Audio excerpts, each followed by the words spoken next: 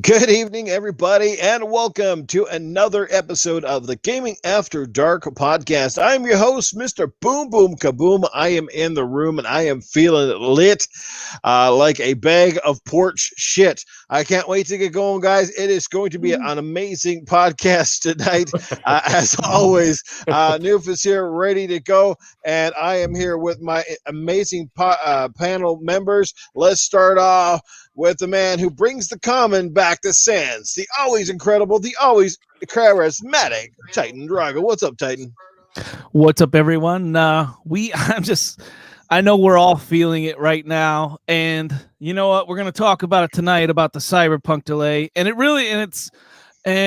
lot of people are not going to like what I have to say about it tonight, so I'm warning you now. I think it's just because we're so close to. We're within days of counting till the next generation of consoles is here. So, anticipation is through the roof. I know for all of us gamers, for me especially, this coming up generation, this is the one. I've wanted an SSD in a console since I heard about the damn thing. I said, why we got this damn spinning fucking disk drive in here? Let's move on to the big leagues, and we're about to do it. So I'm ready to go. Let's move up to the big leagues. All right. Well, like I said, you can tell Titan is fired up. I know Meg is ready to go. Yes, and this is also the week 10 of Name That Game, guys. That means somebody could potentially win a game tonight. I guess that's how it's going to go. But Meg is going to run down on that later. But anyway, speaking of the man, the middle-aged game guy, the guy who we just know as the Meg, here he is. What's up, brother? Well, good evening, Noof. Good evening, Titan. Good evening, chat. Yes, I am the middle-aged game guy, better known as the Mag. I am super excited to be here tonight.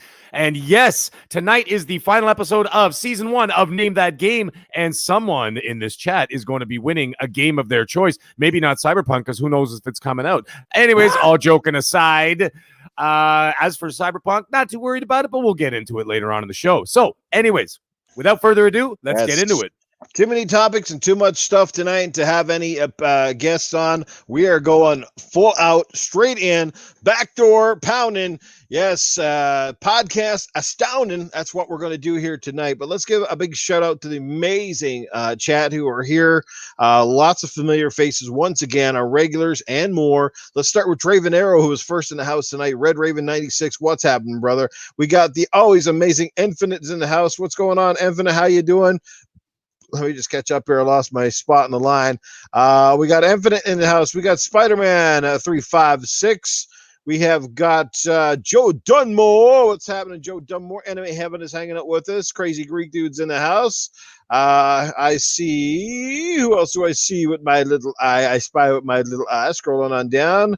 Holy crap. We got Casket Repair here. Supersonic Station is in the house. We got the always incredible Doggy Dog 420. Woof, woof. Custodes X is in the house. Jesse Darby. Chief Trouble. Jose F. What's going on? Cyber Gunter is here. Mr. Kima. Born Distracted. Juan Castillo. Wow, man. Audible Fart 507. Pong Soul. All right. I thought Dr. Dingle was good, but that's another great name. Audible Fart. All right. Great name, man. Yeah, dude, that's a great name. Audible Fart. There you go, guys. So, you know, the chat is going to be lit. Yes, when a guy's name kind of signals that wet type of shit. There we go. All right, let's do this. Sorry, everyone. My chat just loaded up. So let me tell you this much. If you guys had my computer, you would never want to game on a PC. I mean, this damn thing struggles opening up Microsoft Word, and that's no joke. This thing has to be upgraded. My wife is hearing me. This thing has to be upgraded. There you go. Let's all pitch in. Let's start a GoFundMe for Titan to get a brand new fucking laptop here. Well, his laptop crashes on fucking Facebook. He doesn't even look at porno pictures because the pictures fucking fizzle out. You remember those in the 90s, by the way? Remember loading up a porn picture and you're watching the screen load from the top to bottom and you're going, come on. And then it freezes right before the chest. You're like, come on, man. Oh my God. Those are the days. I remember that shit. Of course I do. You're like, yeah, a little further, baby, a little further. Let's go. Oh my God, great stuff, great stuff. Well, we're gonna get right into it, guys. One of the big topics, obviously, kind of broke late today again, and obviously, it sounds like Titan can't wait to go in on this. And that is Cyberpunk 2020. What the fuck is it? 2077? 27, whatever the fuck it is. It's been delayed again. The game has already gone fucking gold. We thought this shit was lit. We thought this stuff was going to come out on November, like in the launch window of the X. And it's been delayed again. Now, according to the developer statement, they do apologize to all of their fans, blah, blah, blah, blah, blah, blah, blah. They say the game is massive. There's still some bugs and quirks that got to be working out, but they rest assured us that they're doing their best to get this game out. I mean, I'll weigh in on it on a second. I'm going to let Titan take the floor on this because he sounds like he wants to. Oh, will you please go first on this one? Because I want to see their tweet. I want to actually bring this up. All right, I can run off on it. I'll give you my 2 cents and let the boys jump in. But right. I'm just going to say this. I mean, delays, they're part of the industry now, more so than ever before. It sucks. It really sucks. And it sucks even more when you've had your heart and soul set on playing the game at a certain amount of time. I mean, this game technically was supposed to come out last year, then it was supposed to come out in the spring, and now it's, not that far off of coming out in 2021. It is a big game. We get that. But of course, the COVID stuff has really played havoc with a lot of developers. They're not the only ones. Like, I've said this already. This next-gen launch has been one of the most botched, confusing, fucked up console launches in the history of anything. That's just the console launch itself, which between Microsoft and Sony, they're fucking things up too. I've never seen launches that just seem so disjointed with messaging all over the place, and maybe it has to do with the fact that E3 didn't carry off this year the way we're normally used to seeing it. Maybe that has a lot to do with the way the games are portrayed now, but it's not cool. It is what it is. I mean, I'm not a dev. I know they put in a lot of hard work. It's fucking disappointing because I had my heart set on at least playing this game somewhere during the launch window of the X. Now we got to wait a few more weeks. Hey, I mean, what's a few more weeks? I get it. We're all kind of in the same boat. But everybody in this chat, I'm sure, has to feel like, guys, enough's enough. Like, get this shit out already. Like, because we're just waiting. And with so many other big games getting delayed, this one just, it just hits harder because so many of us wanted to play this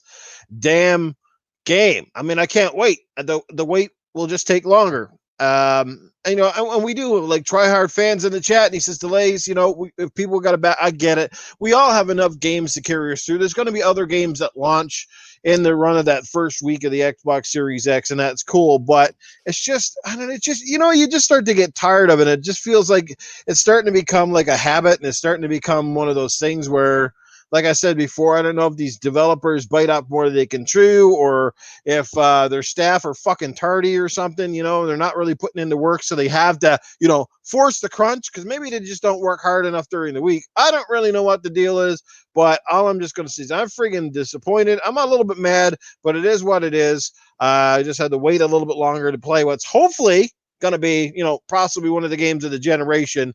And if it's anything less than unbelievable,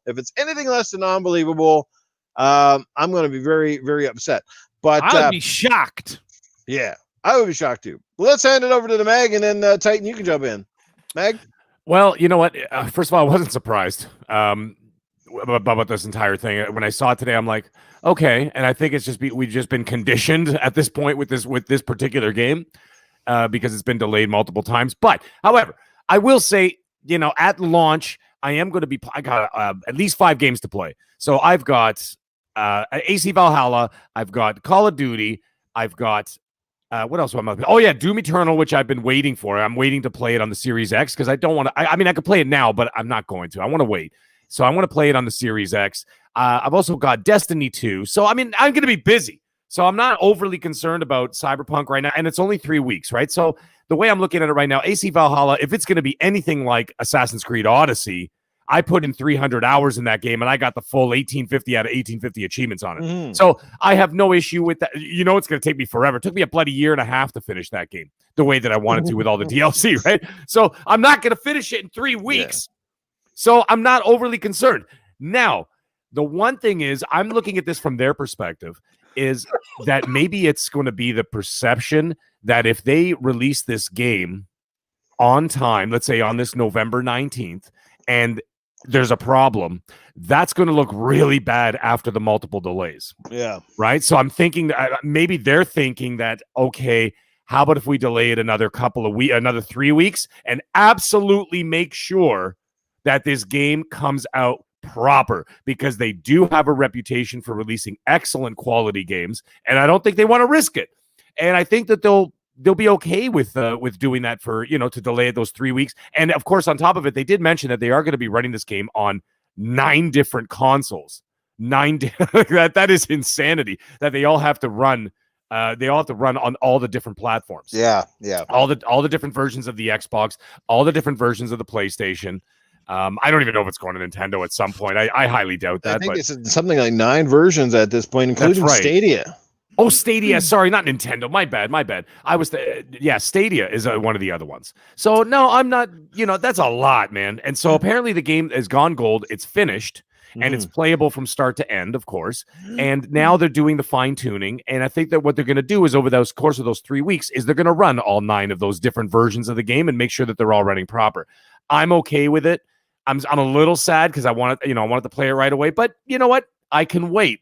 The interesting thing is, and I did hear this on another podcast earlier today, though, however, is that they had pushed the Medium, that other game, the horror game that's coming out on Xbox. That's also supposed to be coming out on December 10th. Now, they moved the Medium away from the launch window to get away from those big games, right? Like from your AC Valhalla, from your COD, and from your Cyberpunk. And then they moved the Medium to December 10th. So now what's going to happen? Are they, what I would think that their wise thing to do is move it back a week, maybe 2, and then bring the Medium out at the end of November, and then leave Cyberpunk alone on the 10th. And then I think Ubisoft has got another one. What is it called? The Phoenix Rising or whatever it is? That Greek mythology one. Looks pretty cool, man. Anybody in the chat help me out with that game. Looks wild. But anyways, yeah, that's my thoughts on it. So not overly concerned. I just want a good product. And honestly, I think we're going to be so enamored with the new. Was that the game? I think that's what it is. No, not Godfall. It's coming out. It's coming out for both systems. Anyways, I'll look it up or whatever. I think it's called Phoenix Rising. Yeah, Phantom Kraken in the chat. He just goes Phoenix. Oh, Immortal Phoenix Rising. But Phantom Kraken said Phoenix, dumb name. Yeah, that's great. So anyways, yeah, we're gonna be so enamored with the new hardware. We've got all these great games coming out. We're gonna be online. We're gonna be watching reviews. We're gonna be watching gameplay. We're gonna be doing our own gameplay, doing our own podcast. 3 weeks will fly so fast we won't even notice it. So. Yeah, no doubt. A lot going down in the next few weeks. I was going to say, at the rate things are going right now, man, and especially if they had to try to port that game to the Switch, I definitely think it won't be coming out till 2077. That's for sure. But thank God it's supposed to be December. I think this honestly will be their last delay.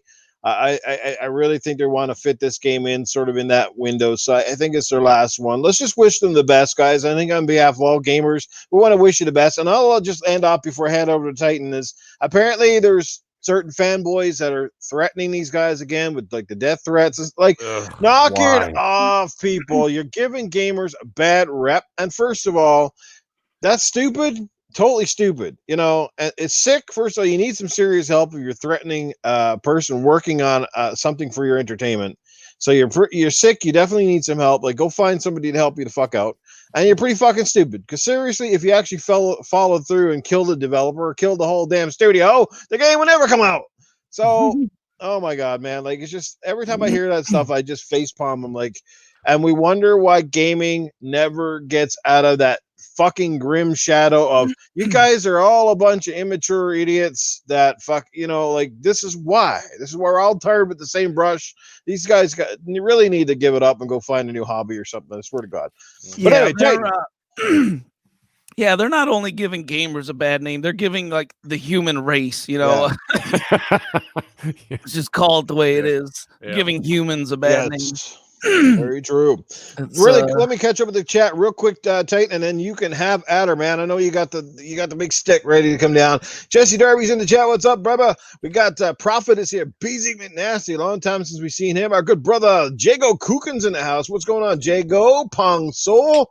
We got Terrence Tate is here. We got Red Raven 96. Dreadpool is in the house. We're all wondering if Dread can return to form and maybe snag that game tonight. Oh yeah, he's got 2 points and he could rack up 4, which would be an automatic win if he gets it tonight.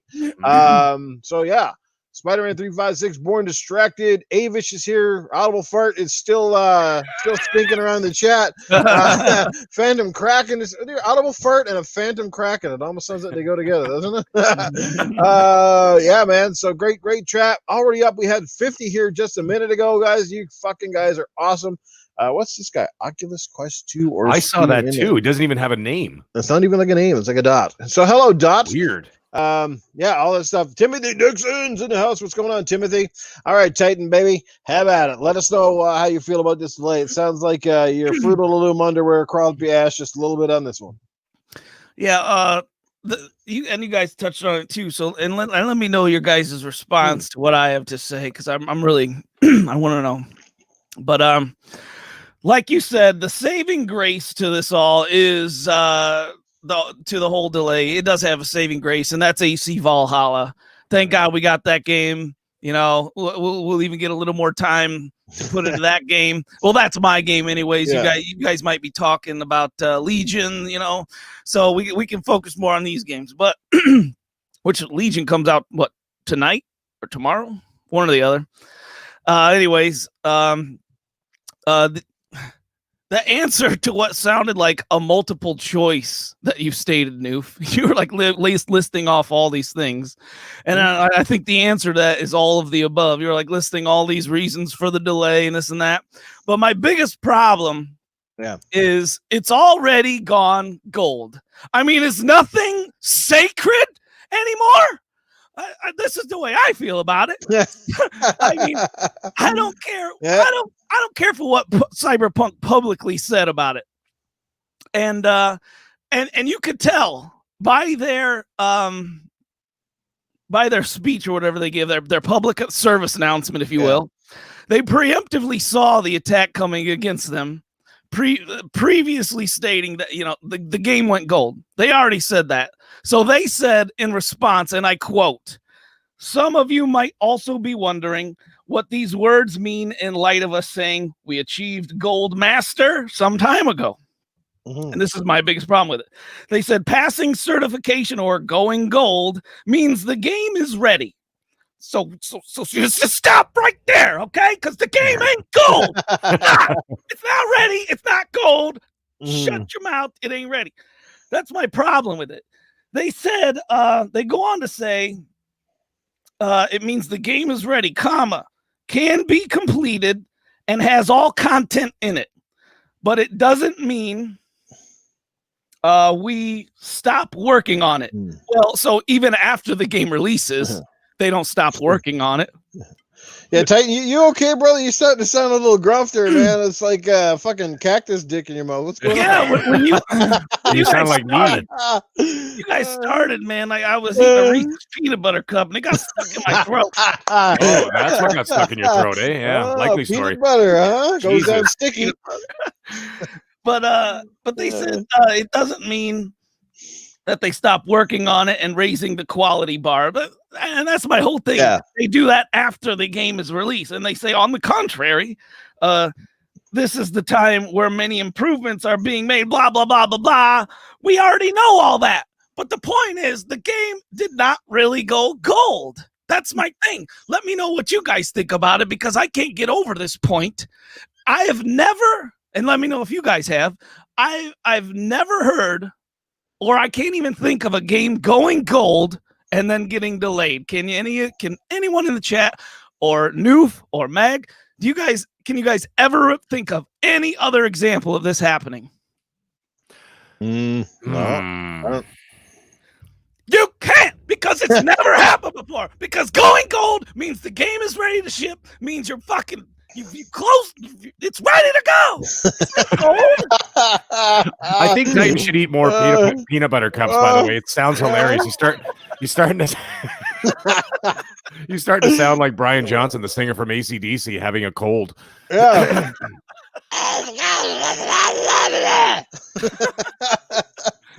Well, no, you got a great point though, Titan. Like, it makes no sense. But I mean, how many other games though at the same time have gone out gold? They published a game, and the very first week you get the fucking game, it's broke as shit. Like, and the ones that always drive me are the ones that do the fucking betas. They did a big ass beta. You're playing it for weeks, if not months, and then the fucking game comes out, and they still got these giant patches. You're like, what in the God's name is going on? Like, how is this game so fucking broken? They did actually say that there will be a day zero patch, I believe, coming in. Yeah, like right? What the but I mean, that? I don't know. Zero? But you know, at the same time, though, will you even notice a day zero patch because it'll basically be downloading with the game itself, right? Even if you buy it on disc, you still have to download it right onto your hard drive. So you're going to be downloading that plus the day one patch or day zero patch. I didn't even know day zero fucking existed, by the way. I'm starting to think, they went in and said, guys, you're gonna have to work that extra overtime here. We had to basically fess up and downplay the whole crunch stuff, and the staff are kind of like, dude, it's fucking COVID, man. We're at home, fucking doing nothing. We ain't working extra hard. We're just gonna delay the game a couple extra weeks, okay? Well, if this is the way they word things, talking about day zero, if that's the way they word things, no wonder the game has goddamn been delayed. It's like, is that Monday? Is that Friday? Come on, man. Yeah. I don't know, guys. Like I said, we can sit here and beat this one to death, but let's just honestly, like, seriously, if they delay this past the next one, I don't know, man. I think fans should have a fucking uproar a little bit. Like, this is like, I just think in this day and age, it's starting to get a bit stupid, but everything's blaming it on COVID. I get that. But, even back like several months back, I think it was like fucking June, they basically said the game was more or less fucking done. So you spent the last 6 fucking months, like, just bug testing. Like, what do you got? 2 people like doing bug testing? I don't know. Like, couldn't you put this out with do a beta on this fucking game, maybe help you down? I don't know. So it is what it is, man. It's a delay. It sucks, but we're gonna cut them some slack. I think the game is gonna be amazing, and I think we all do. I think they're gonna deliver a fucking game that's just gonna blow our minds.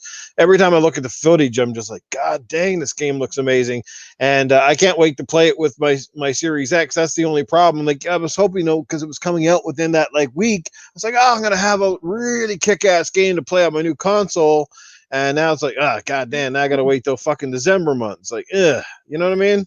Well, Dreadpool, I've never said. I mean, I guess going gold, you could see it's like proofreading it, right? Like if we were talking about an email, because he says, haven't you ever sent an email and retracted it? No, I haven't, by the way. But teachers. Yeah. Go on. And when you proofread it, that's going gold. Once it's out there, it's out there. Yeah. No, actually, you know what? I just found something out. Last of Us 2 went gold and got delayed. Did it? Yes, it did. Someone mentioned it in the chat, and then I quickly Googled it, and turns out it did.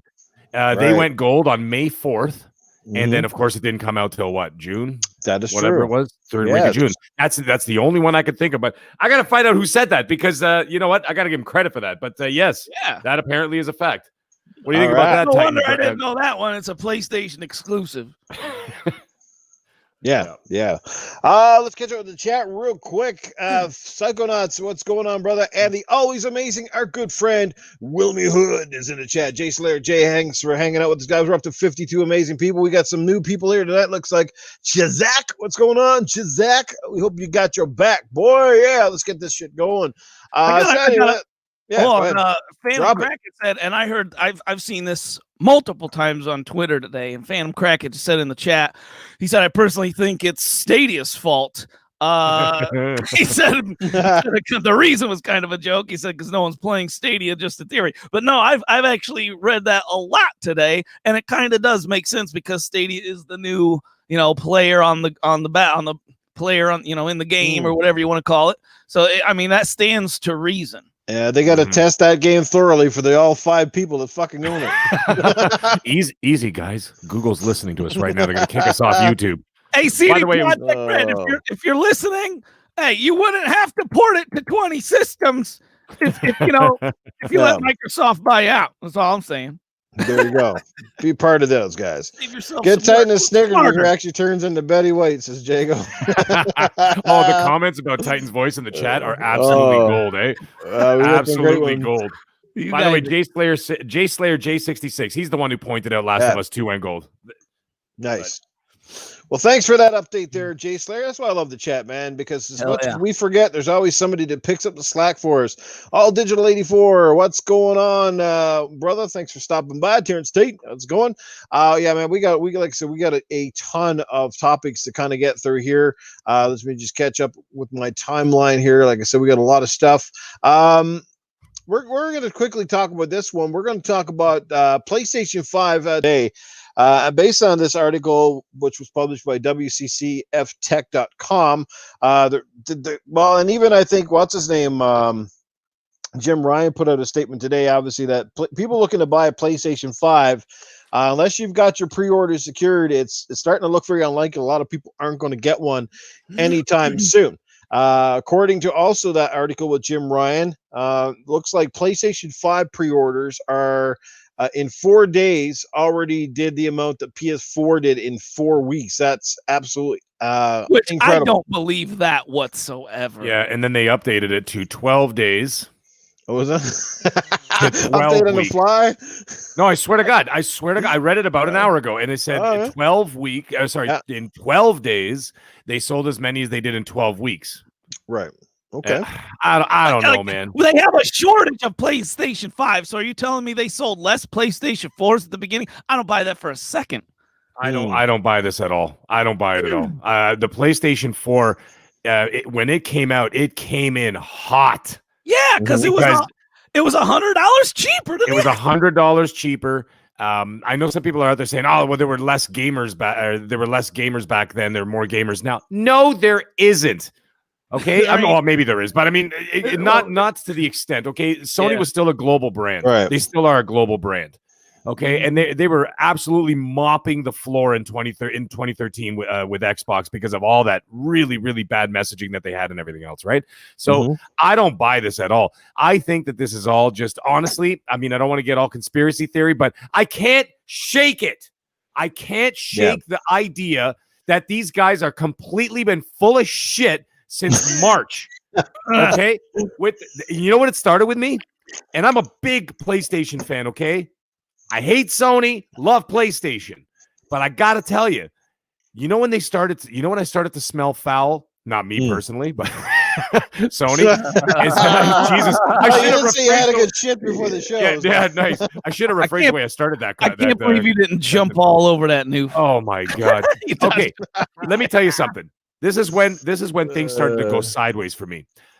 When they're like, "Oh, Last of Us 2 is being delayed because of COVID." Okay, cool. All of a sudden, the leaks come out. Just kidding. It's coming out in 3 weeks. Right. What the fuck is that? And you know what they were doing? I knew what they were doing. They're saying, "Oh, it's delayed indefinitely."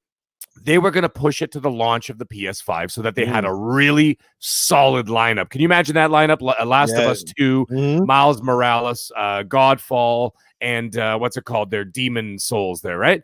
Right. So that would be a hell of a launch lineup. But then as soon as the leaks came out, they're like, "Just kidding. It's coming out in a couple of weeks." And you're like, "What? Right. That doesn't sound right."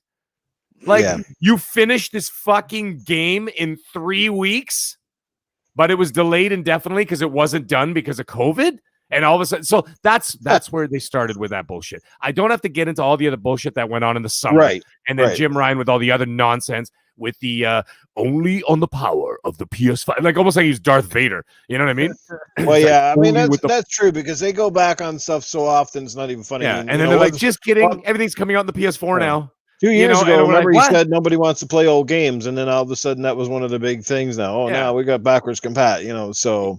Right, and then the only with the power of the PS5, and then all of a sudden it's like, now it's like, oh yeah, but you can also play on the PS4. They slipped it in after the show in a tweet. Yeah. And then you're like, okay, so what's going on here, guys? Just be straightforward with us. You know what? Fans of the platform will not have a problem with your messaging. Just be honest and transparent about it. Just say, "Hey, listen, we're releasing in the PS5. It's going to have some better specs, better graphics, ray tracing, better frames. But you can also play it on the PS4 if you can't get your hands on a PS5. Now, this situation, I don't believe them either. Now, just look at, I could look at just my situation and around me, okay? Geographically. The stores around me were getting anywhere between, I couldn't believe this, 30 to 50 Xbox Series X and S units on pre-order launch day. The PlayStation 5, from what I've been hearing from all around me, guys I know who work in the business, and guys in the US are saying they're getting like 2 PlayStations per store. Some of them, none. And I'm like, but you outsold the PS4. How? Yeah. And then now that they're saying that they may not even honor pre-orders, right? Some pre-orders may not even be honored until 2021. And then now they're saying that they may not, you may not even get one in the retail store at all on launch day. Well, that's kind of weird. Does this add up? According to Walmart, go ahead. I was going to say, according to Walmart, I don't know if it's the U.S. Walmart or the Canadian Walmart, but their statement was they're aiming to have about 10 to 12 units in store at most of their locations actually buy off the street. Really?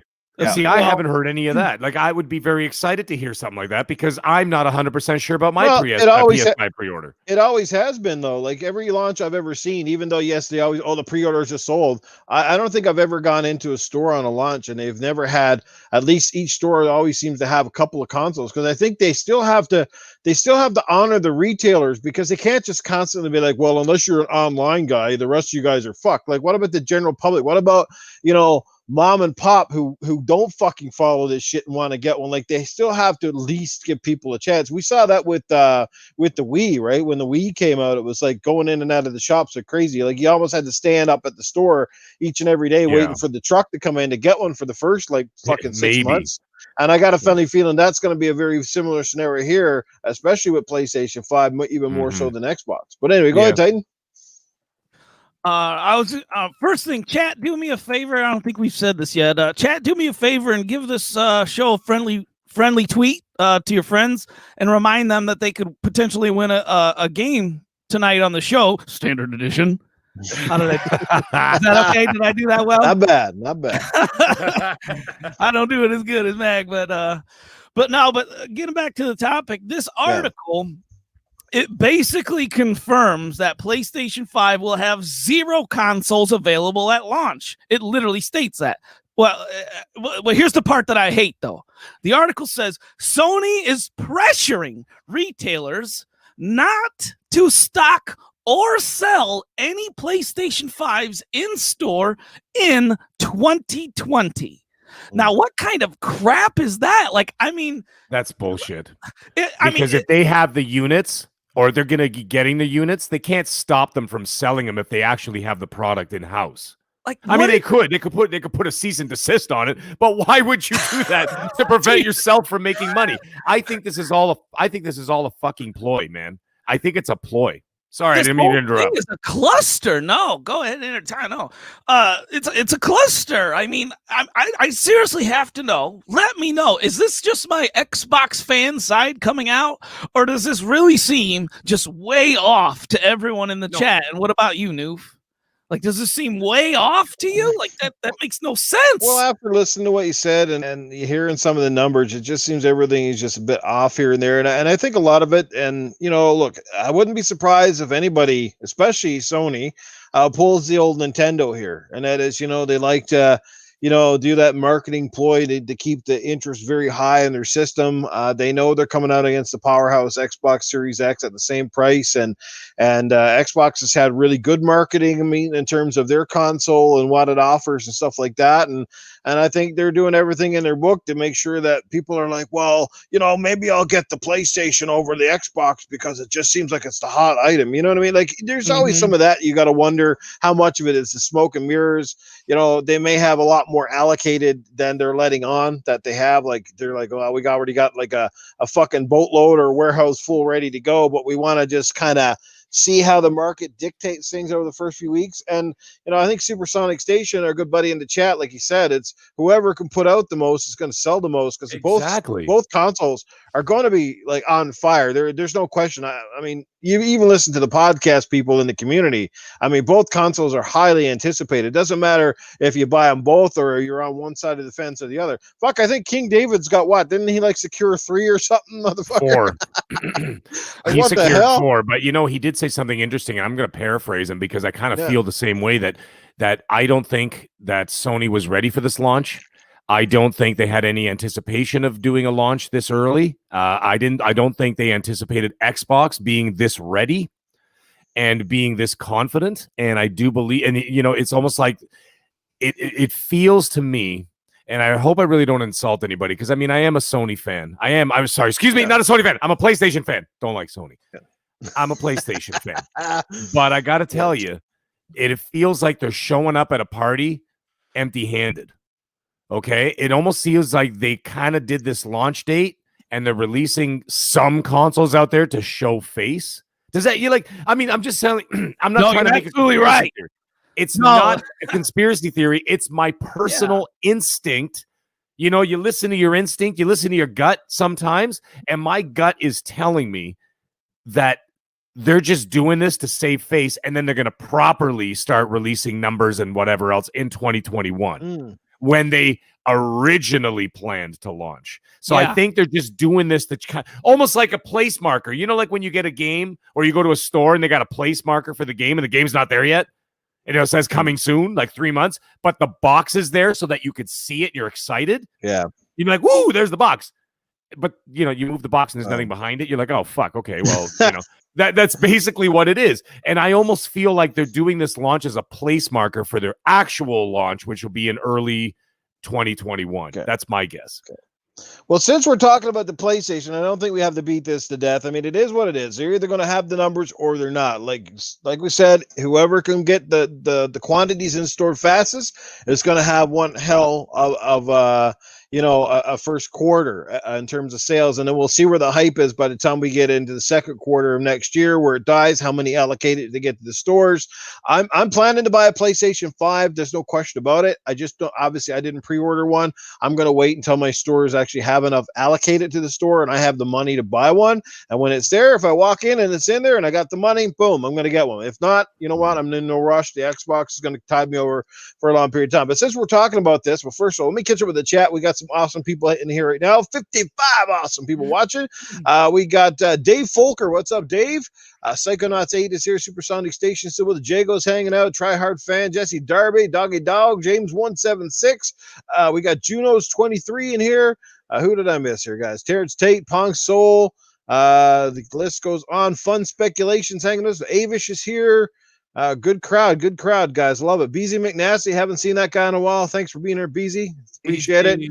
Yeah. While you're doing this shout out, I gotta agree with Phantom Kraken once again in the chat. And being a math teacher myself, I can personally confirm this equation. Okay, he said x cubed plus y cubed plus z cubed equals bullshit. He says it's simple, and it is. Most simple. You just got to break it down. A very good point. It's that Sony Rapid Pack math, right? That's right. All right, guys. RG Viper X, what is up? Infinite, whoop whoop. Yes, indeed, guys. Thanks for being here, guys. You guys are fantastic. Yeah, they're pulling in Nintendo and creating that demand. Says Crazy Geek. Excuse me, pardon me. And yes, they could very well be. All right, but since we're on the topic of PlayStation, well, for the last 4 or 5 days, we saw how many unboxing of the outside of the box. That was kind of fucking weird. You couldn't see anything inside the box. I was like, this is some of the weirdest fucking unboxing shit I've ever seen. It was just a box. They couldn't show off the system with all these boxes. And now today they finally got to show off the behemoth, the Goliath of consoles, and this mofo is thick. I hope you like shit thick. It's kind of funny when it comes to consoles, because in everything else in life, I was always been told that size matters. And when it comes to consoles, I'm like, that son of a bitch, that's a thick motherfucker. That guy, I don't like him that big, that sort of thing. Look, personally, that's kind of irrelevant as long as you can get it to fit somewhere. But you may have to buy an all-new cabinet, or you may have to build a shelf to get them. But either which way, it's a big boy. It looks cool. At least I think it looks cool. All it depends. Everybody's a bit differential on this one. I think it's a cool looking system. The controller looks nice. But how did you guys feel about finally, seeing it and seeing it for real? None of this Photoshop stuff that everybody kept claiming was out there. It's real. You can see it in comparison to the other consoles. I think, I don't know, a bunch of different media people showed it off. So how do you feel? Either one of you guys take the floor on that one. Well, just real quick, there was a lot of discussions today, and I didn't care to partake in any of it, but because I don't really care. I've always said I don't care what the console looks like. I don't care how big it is. As long as it does what it's supposed to do and works properly, I don't care. But this thing, like, I seen a couple pictures in people's, entertainment, what do you call them? Entertainment fucking... Influencers? No, in your entertainment area. Yeah, your entertainment. Sorry. This thing thrown in there. Sorry, I thought you were talking about YouTubers. Yeah. No, this thing thrown in a lot of entertainment centers. It literally has no room to breathe. It's crazy. And someone they had it was kind of narrow, but it fitted in perfectly. But that thing's got no room to breathe. But even then, I don't see the dude fitting an Xbox Series X in that little space either. So, I mean, I think it's about time to buy some new entertainment centers for ourselves if you need to do that, because that's one way to overheat these systems, and that is not the manufacturer's fault. If you put this thing in a closet, in a heat box. Titan told me off the show that he was planning to play his new consoles inside of a sea can. What's going on, Flemish? Hey, man, it was always cold on submarines, man. It was always cold in the radio room. Yeah, got to keep all that stuff cool. Fuck. Meg. Yeah, man. So it's nice to actually see a tangible product now that they opened the box and there's actually something inside it. So it was nice to see it. I have always loved the design and look of that PS5. I remember watching the show. What was it, in August or whatever it was, or in September when they did the reveal, and then they finally showed it with the price. I think it was September. They did the show, they did the reveal, they showed the price, and then the pre-orders went live, which nobody knew about that day.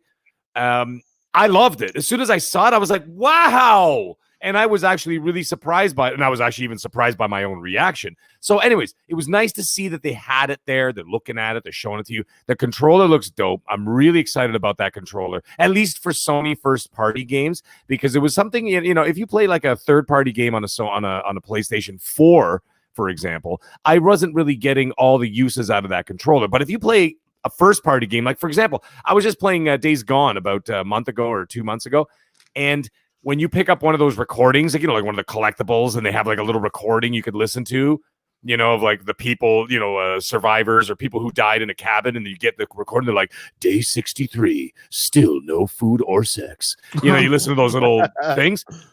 Those recordings were coming out through the speaker on the controller. And I thought that was so cool. I was like, oh, that's a pretty cool, neat little trick.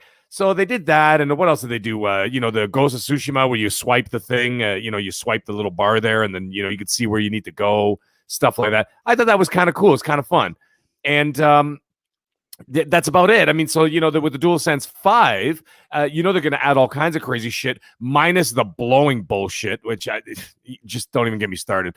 But anyways, for the unit itself, I already redesigned my entertainment center downstairs. I have plenty of room. What I did is that instead of having, the traditional like shelving underneath the TV, which I used to have my other consoles in, what I did is I removed that. I have the TV standing there. It's a 70-inch TV standing on one table, and then I got two end tables, one on either side of the TV, one for the Series X on one side with a separate plug, and then one side table, small. They're only like a foot by a foot wide or whatever, right? And they just stand there. And then I put one on the right side for the PS5 with its own separate plug, because I don't want to blow up the fucking neighborhood when I plug it, if I turn them both on, right? So anyhow, I'm not going to have any issues there. I think the design is really sleek. I'd love to get my hands on it, but we'll see how that goes. Anyways, other than that, that was it. I was impressed, and it was nice to actually see it. But I see what they were doing, by the way. I see what they were doing. They release, the box, and then all of a sudden for like a whole day, you're like, well, fuck this, the box. And then they're trying to slow burn it, right? You know what I mean? They're trying to slow burn, build it. No pun intended with overheating. But anyways, the slow burn, build anticipation, all that kind of stuff like that, right? And they're trying to build hype. But I actually left a message for Mooch on Twitter today, and I said, he was showing the unboxing, he was hyped, and I said, you know what? I'd love to get hyped, but it would be a lot better if I could actually fucking buy one. What was that, please? What's that? Oh, Cletus is just here in the background. Oh. Well, hey, fiddly diddly is, and let me tell you, I saw all this stuff, guys, and let me tell you, I never seen such hoopla in my entire life. Like, seriously, guys, like I watching these videos of these people just sitting there, they're like, have you seen the size of my box? I'm like, I've seen my wife's box, and I've seen a lot of other boxes, and this is a really big bitch fucking box. And now, all of a sudden, they gets rid of the cardboard and they gets rid of the box, and then we got all these same people going, now have you seen this big bitch inside the box? I'm like, well, my wife see a big bitch. I've seen her box, this box, that box. Like, everything's about boxes these days. Like, goddamn Xbox. Like, what the fuck is going on? But they show the fucking console, show some games. Like, my God, it's like, it's like walking into the pig's pen, but no pigs in there. Just all fucking shit and piss and all that stuff. I don't know what I'm even fucking saying. I've been drinking moonshine, but, like this has been some weird-ass shit, man. And, honest to God, I'm losing my teeth just thinking about these fucking consoles. Like, swear to God, boys, it's a real fucking fiddly-diddly asshole game out there right now. But I hope you enjoy all them unboxings. I'm going to go plug the wife's boxer now while she's still wrapped like a fucking cherry blossom. Well, there you go. Well, there's Cletus. All right.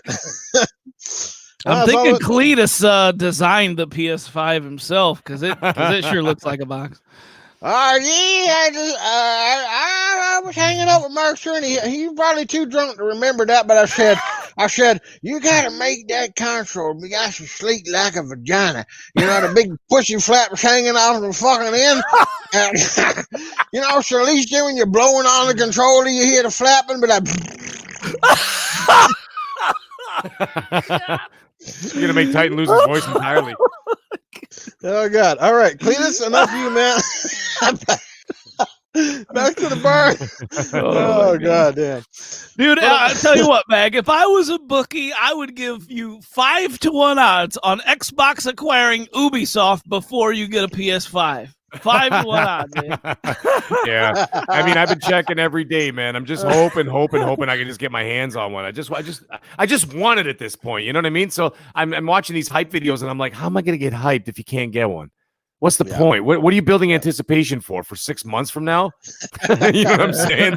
Yeah. You know, like I know you release a movie trailer a year before the movie comes out. I get it. You get a glimpse of it, but at the same time, this is something more tangible. This is something you take home. You know what I mean? And you get to play with yourself, and I don't know.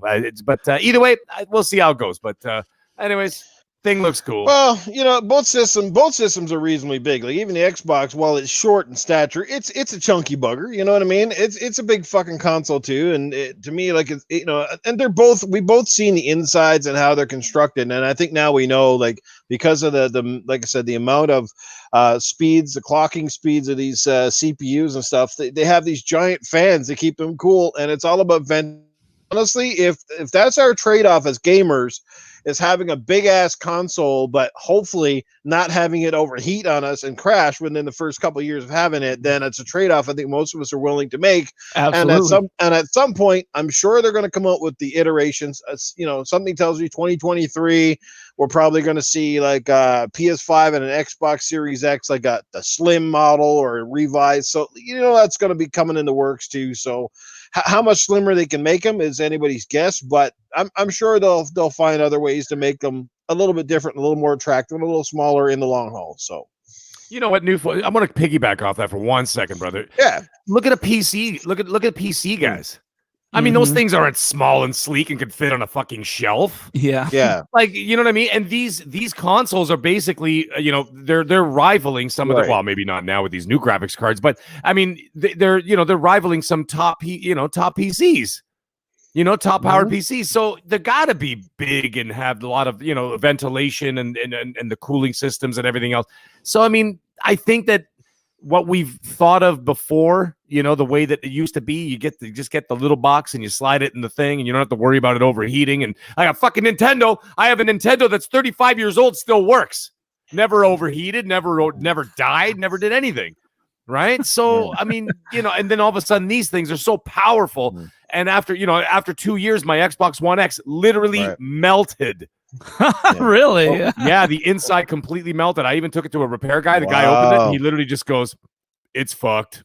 It wasn't even, he goes, "It wasn't even the thermal paste." You know how the Xbox One X, some of it was a thermal paste issue? Yeah. So he goes, "I suspect this is what it is." He opened it up, looked at it, and just said, "It's fucked." And the inside completely melted. And it had lots of ventilation. So these things are going to be big, at least for the time being, until better technology comes out. Some kind of other kind of cooling technology, maybe like Noof was saying, the next 3-4 years, they're not going to get any smaller. So be prepared to have them in wide open spaces on the top shelves, not in between or underneath your TV.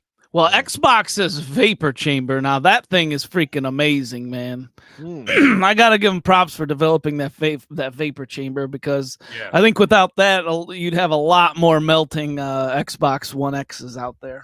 Well, I still think we've seen the breakdown on the Series X, and it's just a phenomenal piece of tech. I mean, how they crammed all of that stuff in that one little box. I have no idea. As big as we still think it is, it's fucking small. You know what I mean? So it's compact, ain't it? Yeah, it's compact, and they got it in there nice too. Like it's pretty wild. And like I said, you don't have to take the Series X apart to add expansion, so that's always good.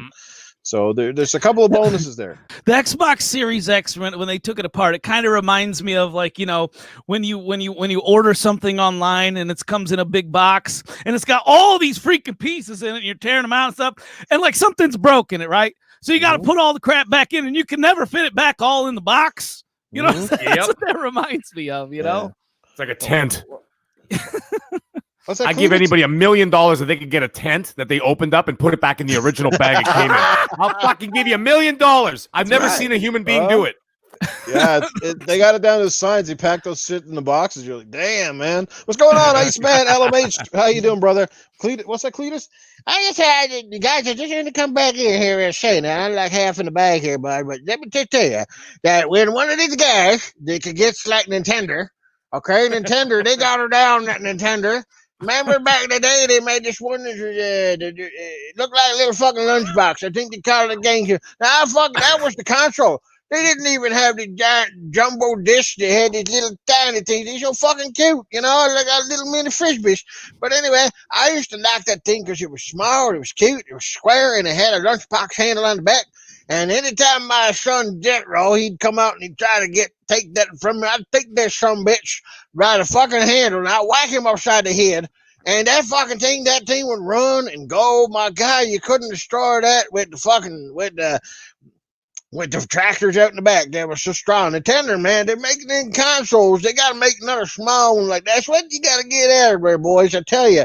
Because, when you're trying to get your game in the late at night and the wife is on the go, you got to be able to stick that son bitch in small holes. You know what I'm saying? Cletus has a child confirmed. Jethro, everybody. There you go. One more topic before we get to Ask Arnold, guys. We're at that point of the night. This has been a dynamite show. Amazing chat. Real quick here. In a recent interview with Phil Spencer, he basically was mentioning how Xbox Game Pass could possibly come to TVs. And I've said this for 2 years now, believe it or not, on various podcasts. So a little bit of Noof's intuition, which works once in a while. But I've always said this. I said, as soon as they said games as a service and Game Pass was announced, I've said, you know what? I can see this being a part of TVs, especially with their partnership with Samsung and different people. That Game Pass will probably eventually be available on smart TVs as an app.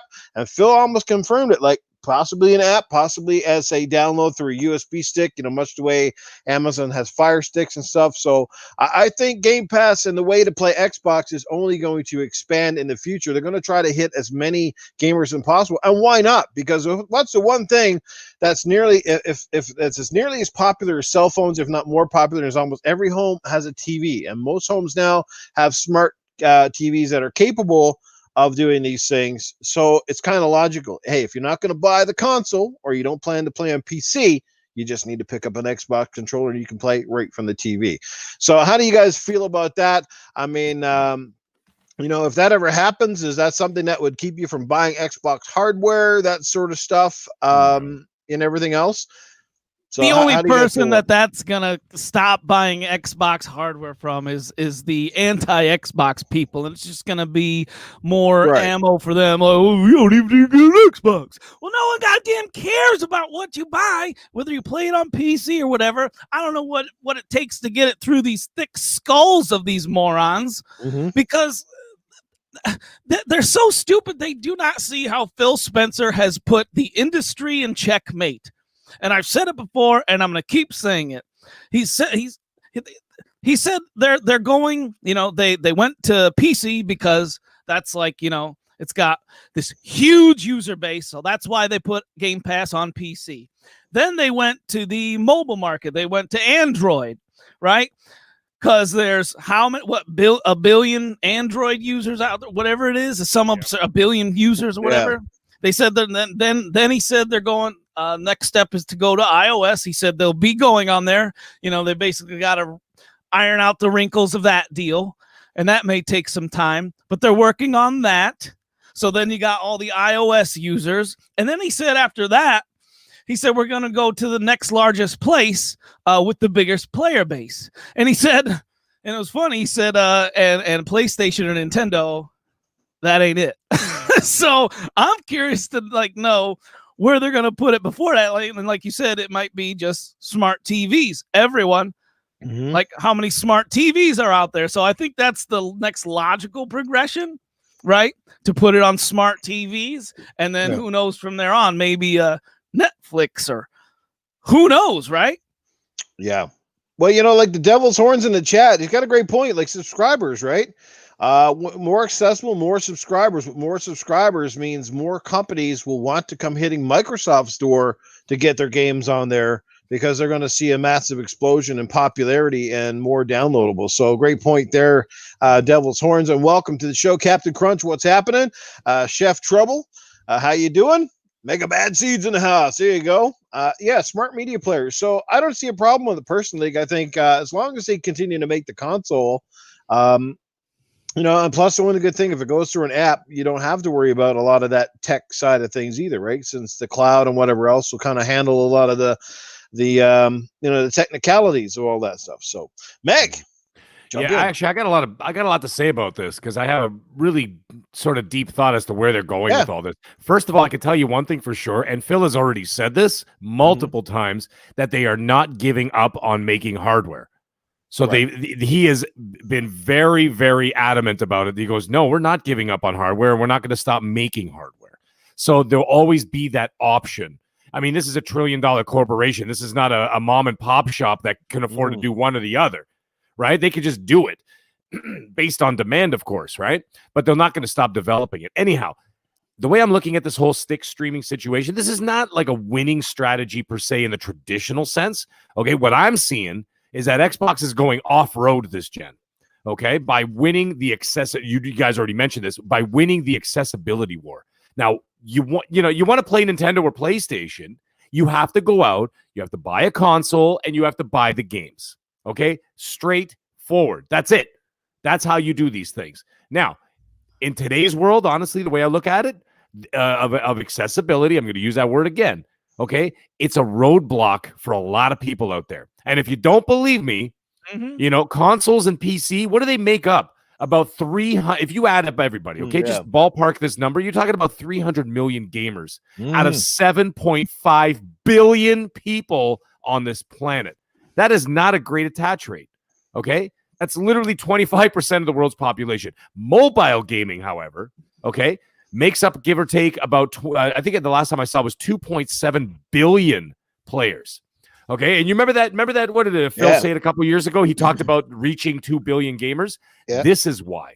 Okay, so you have to ask yourself, what's the variable? What's the roadblock? It's simple. It's price, convenience, not having to buy extra hardware. Okay, or to enter an ecosystem, and of course, ease of accessibility. I'm saying it again, but I'm going to keep saying it because it's relevant. Without having to, you don't have to be a tech head. Okay. For example, I'll give you an example. I just sold all my old Xboxes. Remember last week, the middle-aged fraud guy? No Xbox right now. Okay. So I gotta wait 14 days to get my Xbox back, but I can still play xCloud, whatever. Anyways, the point is, I sold all those old Xboxes online, okay, before the new units come out. You guys would be amazed, okay, about how many parents our age who grew up, by the way, in the golden age of video games have no idea how to turn a fucking console on or even plug it in. Phil and company obviously sees this, okay? So if I could see this, they could see it, okay? They're getting paid a lot more money than I am. And that being said, how do you take down these roadblocks? Okay, what do you need to take away? You take away the need to A, purchase hardware, B, buy $70 games, which is now going to be the norm, at least for some people, some companies and some games. C, all right, the seeming difficulty of plugging in a bloody HDMI cord. You should have seen the questions I got after I sold these things. How do I plug it in the TV? Yep. I'm like, I respond with the one fucking cord it came with. Like, welcome to 2020, cavemen. Holy shit. Like, what are you guys living in a shack? You know what I'm saying? Yeah, no, so you're right. Totally it's unbelievable. But and the other thing is also, be locked into a, you don't have to be locked into a living room TV. xCloud is going to continue to improve over time. Okay, that's going to keep getting better. Yeah. And now the possibility, and now they haven't really confirmed this, but I mean, it's a possibility of the streaming stick to a smart TV. It's a brilliant first step. It's not the end game, but to me, it's a first step. The big leap, okay, for those 2 billion gamers, this is what I'm waiting for, is the day when you see the GamePass square sitting on your TV when you turn your TV on, the menu shows up. Okay, especially when you got a smart TV, the menu shows up at the bottom like a Samsung, and it's got a thing. And what you're going to see is you're going to see that GamePass square sitting next to Netflix, Disney Plus, Amazon Prime, and right next to it in green and black, you're going to see Game Pass. Okay, that is when they're going to make the next move. So this, I think, is a stepping stone. But for now, it's honestly, a great logical first step in the right direction for Xbox going forward. Okay, and ushering in a whole new era, whether you not like it or not. And I know you're a physical guy, you know, but I mean, in terms of a lot of people who are not really, don't really care, you know, look at Spotify. Like, people just gave up on music now. They're just like, yeah, fuck it, Spotify, just get that. So they're looking for, again, and I'll end it with the same word I started with, accessibility. But it gives them, sorry, I was going to say, it just gives them an access point to top tier gaming without having to make a massive investment. Yes, because people love options, but what people don't love, and we're talking about the people that you mentioned, the laymen, the people that aren't really tech savvy, is they don't want barriers. Barriers are the biggest drawback to technology, because people, one, they either don't have the time or they don't want to learn. I mean, that's the reason our grandmas and our grandpops are so behind the times. Like my grandpa, sure, he could teach me how to, build a car engine from scratch, something that probably the average kid wouldn't know how to do today. But my grandpa couldn't teach me diddly squat about a cell phone or a computer. You know what I mean? Like, for them, microwaves are fucking foreign, right? You had to show them that it was like, oh, you press this button and how you do it. And you know what I mean? Like, honest to God. That's the difference in our generations. And we have to look at that with when it comes to consoles too. And the same thing with this Oculus Quest, right? The one reason I think Oculus Quest, that I really like it, and I think it should technically be more popular with people, is because it has less entry level snags to get over and learn compared to other VR headsets, which take, again, lots of knowledge about your PC, lots of cables to hook it up. Quest is almost a self-sufficient VR headset, which is much, much more simpler than what we've seen in the past. It's the same reason that the Nintendo Wii was such a huge hit back in the day, because it allowed people that aren't traditional gamers to play games without having as many complex control schemes and setups and stuff as we see in today. I don't want to beat that a dead horse, but that's kind of where it's going. And I think, like I said, they're trying to appeal to as many people as possible, not just the hardcore people that pay attention to the podcast. And I missed a couple of super chats earlier, and I do apologize. I meant to get to them, but we're getting caught up in the show. Regulator 951, he drops $1.99 in the super chat. He says, stop by the show to show some love. The best segments in podcasts. Well, thank you, Regulator. Hell I appreciate that. Thank you, we happen to agree, but I guess we're a little biased. Again, Regulator, again, dropping $4.99 after that and says, could Game Pass Premium allow multiple accounts like Netflix, which could be awesome for family with multiple Xboxes and Game Pass stick as well? And that is a very good point. Well brought up, and maybe something that Xbox has already considered, like a Game Pass Premium. I would be all over that. So to put Game Pass on a smart TV, this is the streaming stick that'll be required, essentially, basically an Amazon Fire Stick, but with Game Pass on it, right? Yeah, they may do that. Or again, it might come in all the new TVs, all the new updated TVs that will actually have the app right on the menu screen. Just like a lot of TVs now have Netflix on there. You just hit the button and go. Yeah, but I've heard a lot about this this quote unquote streaming stick lately. It's been it's been quite the keywords lately on Twitter. So I was just wanting to get some clarification on that, if that's in fact the way it's, what we all think that's the way it's going to go. But to me, I think it's genius. Like it's not just that I think it really is. Like, and I'm so glad to be an Xbox fan. And I'm so glad all of you that are in the chat are Xbox fans, because I guarantee we can all see the countless positives of the situation right here. Microsoft will eventually make money hand over fist. That'll enable them to buy even more studios, add more content to the service, which on December 9th, supposedly another huge announcement, and we'll talk about that later, probably. November 9th, yeah. November 9th, sorry. But I don't care if I'm technically renting the games, right? I don't care if I don't need an Xbox. I play on Xbox because I want to play on an Xbox, because I like the controller, because I like console, right? I don't care that other people are going to get to play these amazing games because I'm not a child, right? I'm not a greedy little child. Apparently, there's a lot of people, grown-ass adults on Twitter, that are still in this childish mindset. Get the fuck over yourselves. Let's grow up, okay? Sorry. Go ahead. I love when Titan goes off. It's like the fucking dynamite, the TNT. Good stuff. I don't even know how it comes up. It just comes to me naturally. Just don't need any more peanut butter cups. You'll be fine. Yeah, you'll be all right. I washed it down with some Keystone. There you go, baby. Keystone. Youngest O2, what's up, brother? The doctor is in the house. Chef Trouble, what's going on? Crazy Greek dude still hanging out with us. Pong Souls, E Black Rada, Jay Swoles, 510. What's going on, brother? Thanks for being here, guys. We're at 57. I think we're getting up there. I'm loving this. Lots of people hanging out for the long term on the podcast here too. So, well, like I said, guys, it's a small topic. There's a lot of things that have to go in place before that stuff ever works its way out. But the wheels that Xbox are turning, they're trying to stay future proof is what they're trying to do. And like I said, they're trying to appeal to as many people as possible, not just a hardcore gamer crowd that are going to buy the set-top box and just all the exclusive games. We've seen that, and that's just the nature of the landscape. And trust me, while Sony might be a little slower getting into the party, they're going to have to come around too, and they're going to follow suit. I can guarantee you, because that's the way things are going to go in this thing, is you either get with the times or you're going to drown in the past. Or they're going to become a publisher, a game making company. That's what's going to happen. It's like owning a record shop now. You know what I mean? It's going to become a niche thing as opposed to the norm. Exactly. Right? Yeah. And that's what's going to end up happening. It may not happen this gen. I mean, it might take another 8 years, 10 years, but it will be, because, it seems like the gaming industry is very slow to adopt the new hardware. I mean, look at everything that's going on right now. Even movies and stuff like that. Like, everything is on streaming services, all that kind of stuff.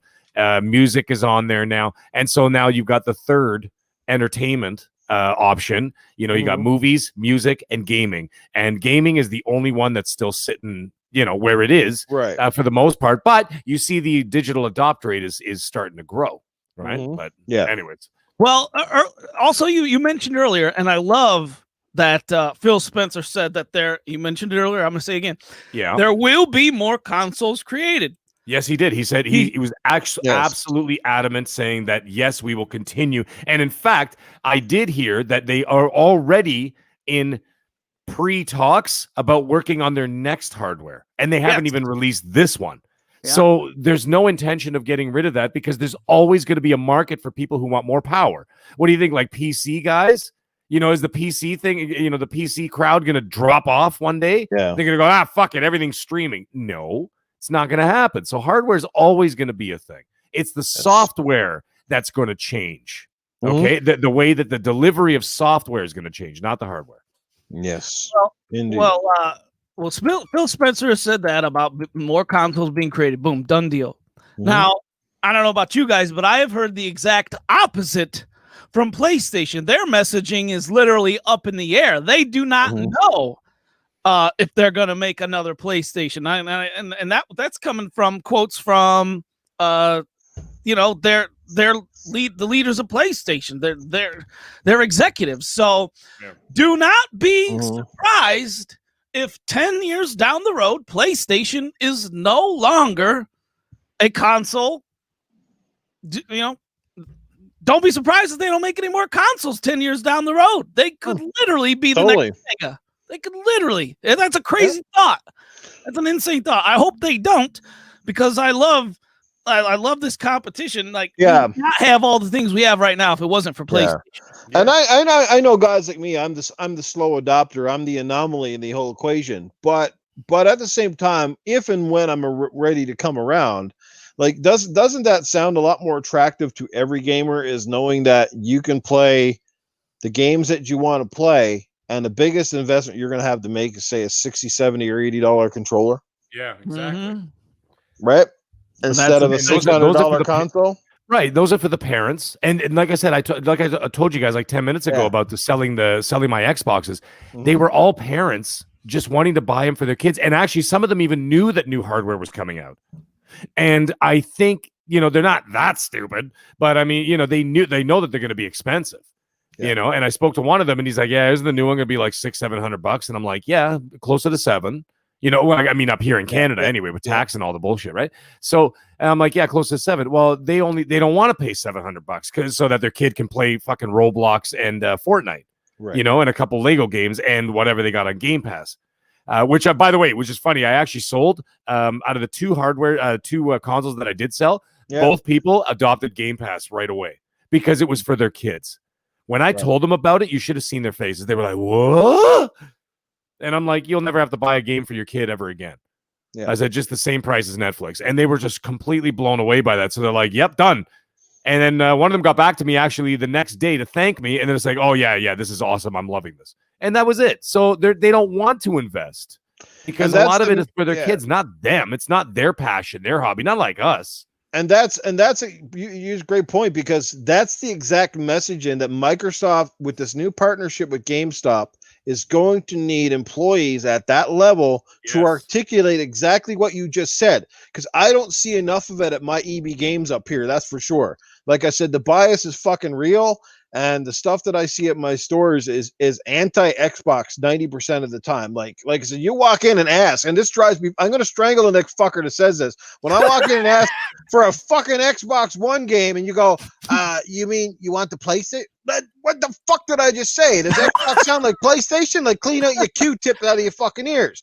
Like, no, I want the Xbox game. And I don't know how many times I walk in and they never got the Xbox version of anything. The other day, I just went to go buy us the Doom.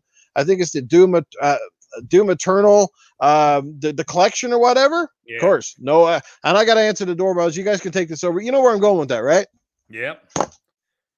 You guys keep going. I got to answer the door. Well, go on, brother.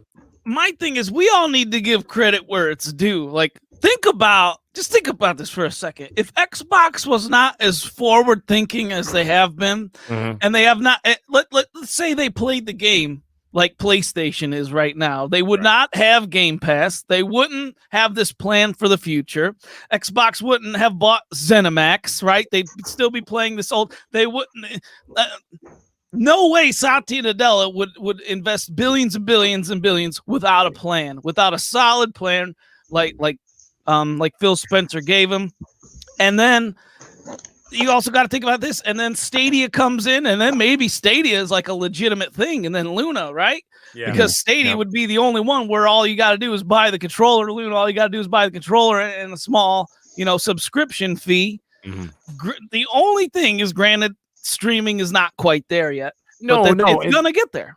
It's not there yet, but it'll get there because, this is not a passive thing, right? Like, when you sit down and watch a movie, you're not involved. Okay, it's already been predetermined. It's already been filmed. It's already been produced. It's already been edited, and it's done. And you just sit there and you just watch it. It's completely inactive. You could just sit there in your underwear with your feet up on the couch and you're just watching it. That's it. But a game is completely interactive, right? So therefore, it needs to respond to your movements. So yes, they are not 100% there yet, but they're getting a lot closer.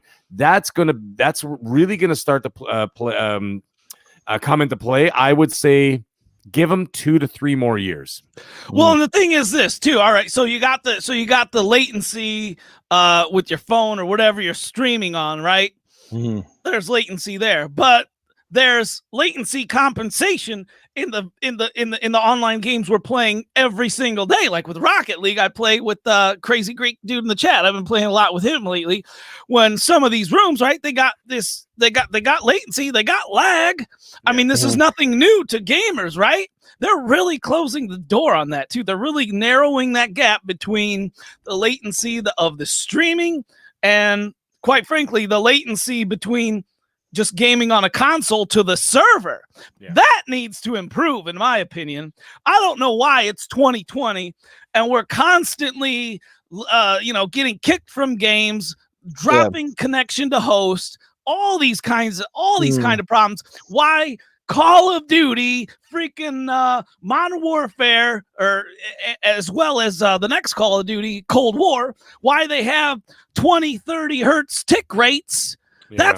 That's unacceptable. Straight up unacceptable. Sounds like a Call of Duty topic for another evening, that's for sure. Yeah. Well, my whole point is if these game companies, don't upgrade their servers, then this streaming thing is really, there's not going to be this big disparity soon whatsoever. Yeah. Mm-hmm. All right. Doctor was just asking, did the Arnold segment happen yet? And no, it did not. It's happening right now. So you guys get your questions ready for Arnold. I'll let the panel have their first go at it. And before we get to that, Regulator 951, who is dropping the coin tonight, let me tell you, just send in Arnold when you go to EB Games. Yes, I'll send in Arnold and he'll just give them the lowdown. Be just like, yeah, it'd be great. All right. So now it is time to ask Arnold. So, guys, do you have any questions for Arnold? Let's go. Try to do I don't want to do too many, guys. I apologize if I don't get to your questions. If Jesse Darby has a question, I'll make sure I definitely try to answer his because I was so late answering it last week. Safe Space Invader, what's up? Just in time, he says. Yes, just in time indeed. So how about the panel? You guys got one for Arnold? Yes, Arnold, what did you think about the PS5 unboxing? Oh my God, that thing was unbelievably huge. Like, I swear to God. Like, I swear, if the PlayStation 5 had muscles and the arms and legs, that thing could be the next Mr. Olympia for years. It'll be huge. It'll be massive. It just needs to get out on the stage and do the most muscular, and it would destroy everything. It's just a massive. Like, I can't wait to bring it home. I want to buy at least a couple of them so I can bench press with it, and I'll lift it up, and all of those great things. It's gigantic. It's great. Arnie, what will you do the next time you walk into a GameStop store and ask for an Xbox game and a prepubescent PlayStation fanboy is there, says to you, don't you mean, do you want the PlayStation game? No, what they're gonna do over there, they're gonna say, "You can back up in the corner there, Pipsqueak. What the hell you talking about?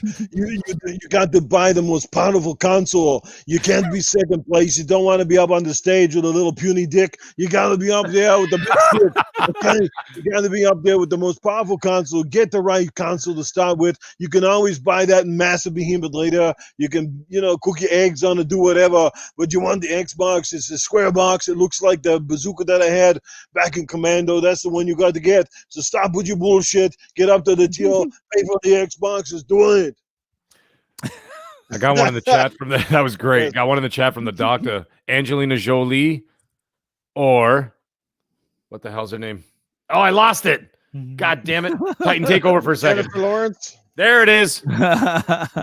Oh, God, that's a very good question. I mean, both ladies are very, very attractive. They're amazing bodies. But I want to go with Jennifer Lawrence. She's just funny as fuck. And I can imagine just being there on the couch. I wouldn't even need to tickle her clit. She'd have me laughing all night long. Plus, she's got a great set of rack on her body. I love it. I love a girl with a great rack and a great smile. It's Jennifer Lawrence. I'd take her all the way. Phantom Kraken said, "Hey Arnold, would you do a rap battle against Cletus?"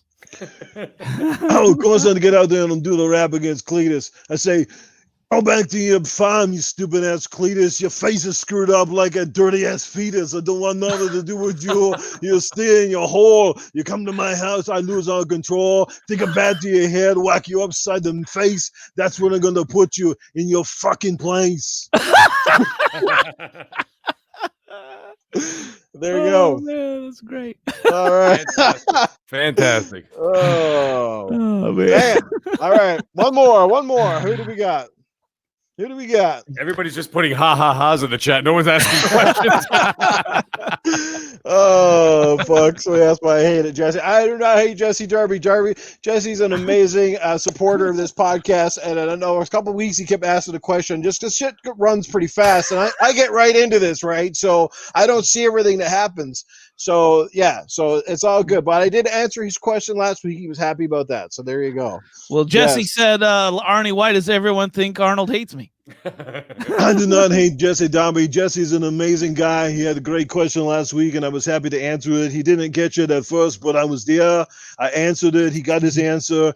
I support all you guys that come out here every week. I can't tell you from the bottom of my heart how much it means to me that you guys come out here and you support the mag and Titan Drago and that idiot Noof Nogum. But you guys are awesome, and I love the support. There you go. That is awesome. All righty. I think we're gonna move. Arnie didn't age well. Oh man. Should have heard my voice earlier. I don't know if you missed that one, Zelda. I think he said Angie didn't age. Who's Angie? I was trying to think of Angelina Jolie. Angie. That first question. Yeah. Sorry. Completely unrelated. Captain Crunch made me almost piss myself. He put Nintendo Pro confirmed by Cletus. Captain Crunch, that was fantastic. Nintendo. Yeah. There you go, guys. You got a new console on the horizon, the Hillbilly console, Nintendo. Yeah, by Cletus Dunmore. There you go. There you go. And that'll be the first game. Cletus with his magical fetus. All right, guys, we're going to move right along. We got a few more topics, obviously. Of course, we got Titan segment in the next generation coming right up here. Let's get into a few. Now, this is it's not really a big thing, but we did hear some rumblings. I think it was an article that suggested that 343 Industries has done some major staff reshuffling in the wake of the Halo Infinite delay. Now, to me, is this just business as usual for a studio, or do you guys believe there really is something seriously wrong at the helm of Microsoft's flagship dev? And you know something that dawned on me today, guys, is I'm looking at this Monster Energy drink promotion with Halo on it. I look at it, they have a promotion on the chocolate bar, the Mr. Big Bar with Halo Infinite, and I'm like, I think you get free game content. And I'm like, so Microsoft already spent a fortune of money to do the promotions for Halo Infinite, and they really wanted it alongside their flagship console, and it ain't happening. So, like, there's a lot of moving parts here that really suggest that there was a major screw up here somewhere along the line, and I am not surprised that they're shuffling. And you know what? Maybe they do need to reshuffle. Maybe the people at 343 or the people that at least are in charge of the studio need to step aside or something. Maybe Yeah. their just heart's not in the right place, or they don't know how to handle such a massive project. But I think there's definitely something going on. Either one of you guys want to chime in on that? Yeah, I do. Sorry, Titan. I want to jump in on this one quick. You know, I got a problem with what's going on at the top. And I'm not talking about Phil. I'm talking about 343. Okay, because the way I look at it, and I've talked about it before. You got your Halo 4. You know, I'm gonna say the same old story here. Okay, great campaign, shitty multiplayer. Halo 5, campaign was okay, multiplayer was great, and then the MCC collection was kind of all over the place. You know, and then it took like 5 years to get the shit together, and they finally got it together. Now you got this game. Didn't look hot. It looked okay. Now they're delaying it.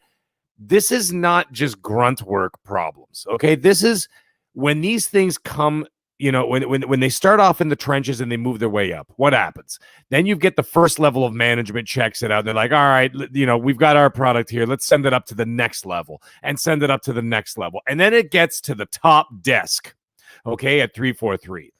That person needs to look at everything that's been done, put it in front of them, like almost like laying out a spreadsheet on your desk and looking at it and going, this doesn't jive, or this does jive, or whatever. Or they make that little, you know, the game splice that they showed in the summer, and then they go, great, send it off.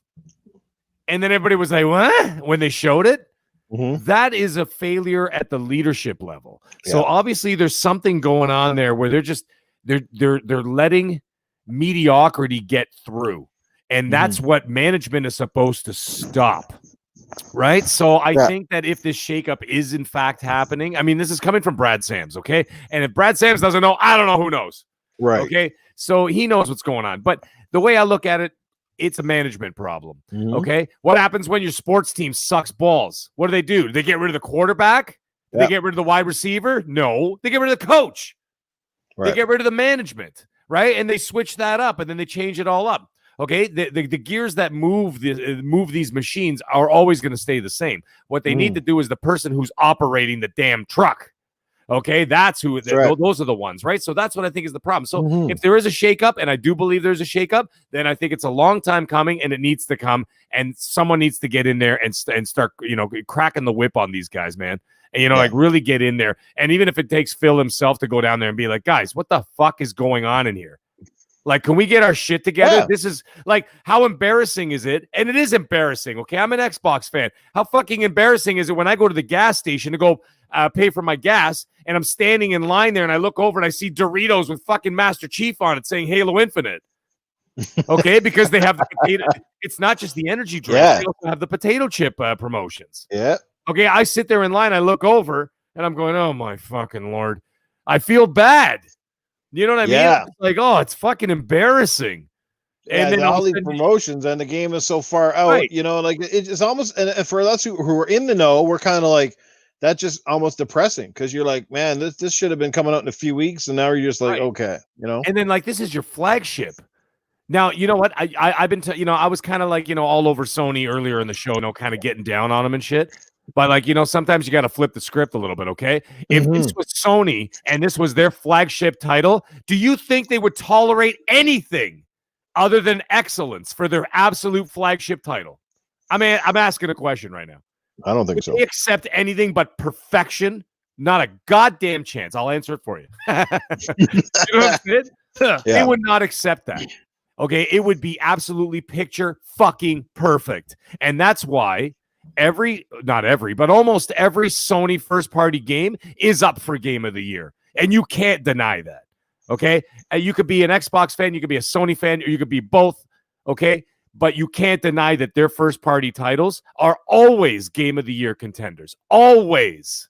Right. And this is what's lacking here. I would be fucking embarrassed if my flagship title Halo was in shambles by this company. This company needs to be, this dev team needs to be dealt with. And they need to be horsewhipped. Dude, that's what I'm saying, man. Yeah. If it takes Phil to go down there and start kicking some ass and start getting rid of people and doing whatever, do a shakeup, then do it.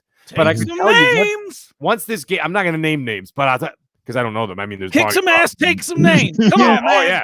But you know what I'm saying? And then once this game comes out, okay, once they finally get this game out, what I would do if I'm talking about like hardcore corporate, dude, I'd go in there and I'd fucking fire them all. Not the devs. I'd fire everybody in management. Just get the fuck out of here. And I'd start poaching people from better dev companies. That's what I do. Well, hey, man, it's like the military. You know why shit gets done in the military? Because they've got dedicated and hardcore leaders, people that you have to respect. And in some cases, these companies get so big, they have so many moving parts, and I think they just don't know what's going on. There's just too many components. Sometimes there's just too many commanders and not enough soldiers, or vice versa. You know what I mean? And it's like any regular job. If you've got a great leader, someone that communicates well, sets stern goals, and is not afraid to be not only give the little slack when needs, but also be not afraid to crack the whip either. You know what I mean? Like if you don't have the fucking balls to work here, you can't work hard, and you can't get this shit done, then you go find another fucking job, or you find another industry. You know what I mean? Like that's how it millions goes. of dollars at stake. Yeah, like because, you know what I'm saying? That's what I think. I think not all of these companies go in with things. I mean, I don't really know what happens on the floor, but you got to assume that some of these game companies treat game development much the way that sometimes a bad business runs a business, right? Like there's parts that are not working properly, and sometimes it only takes, like I said, one bolt in a wheel and things fall off, right? Mm-hmm.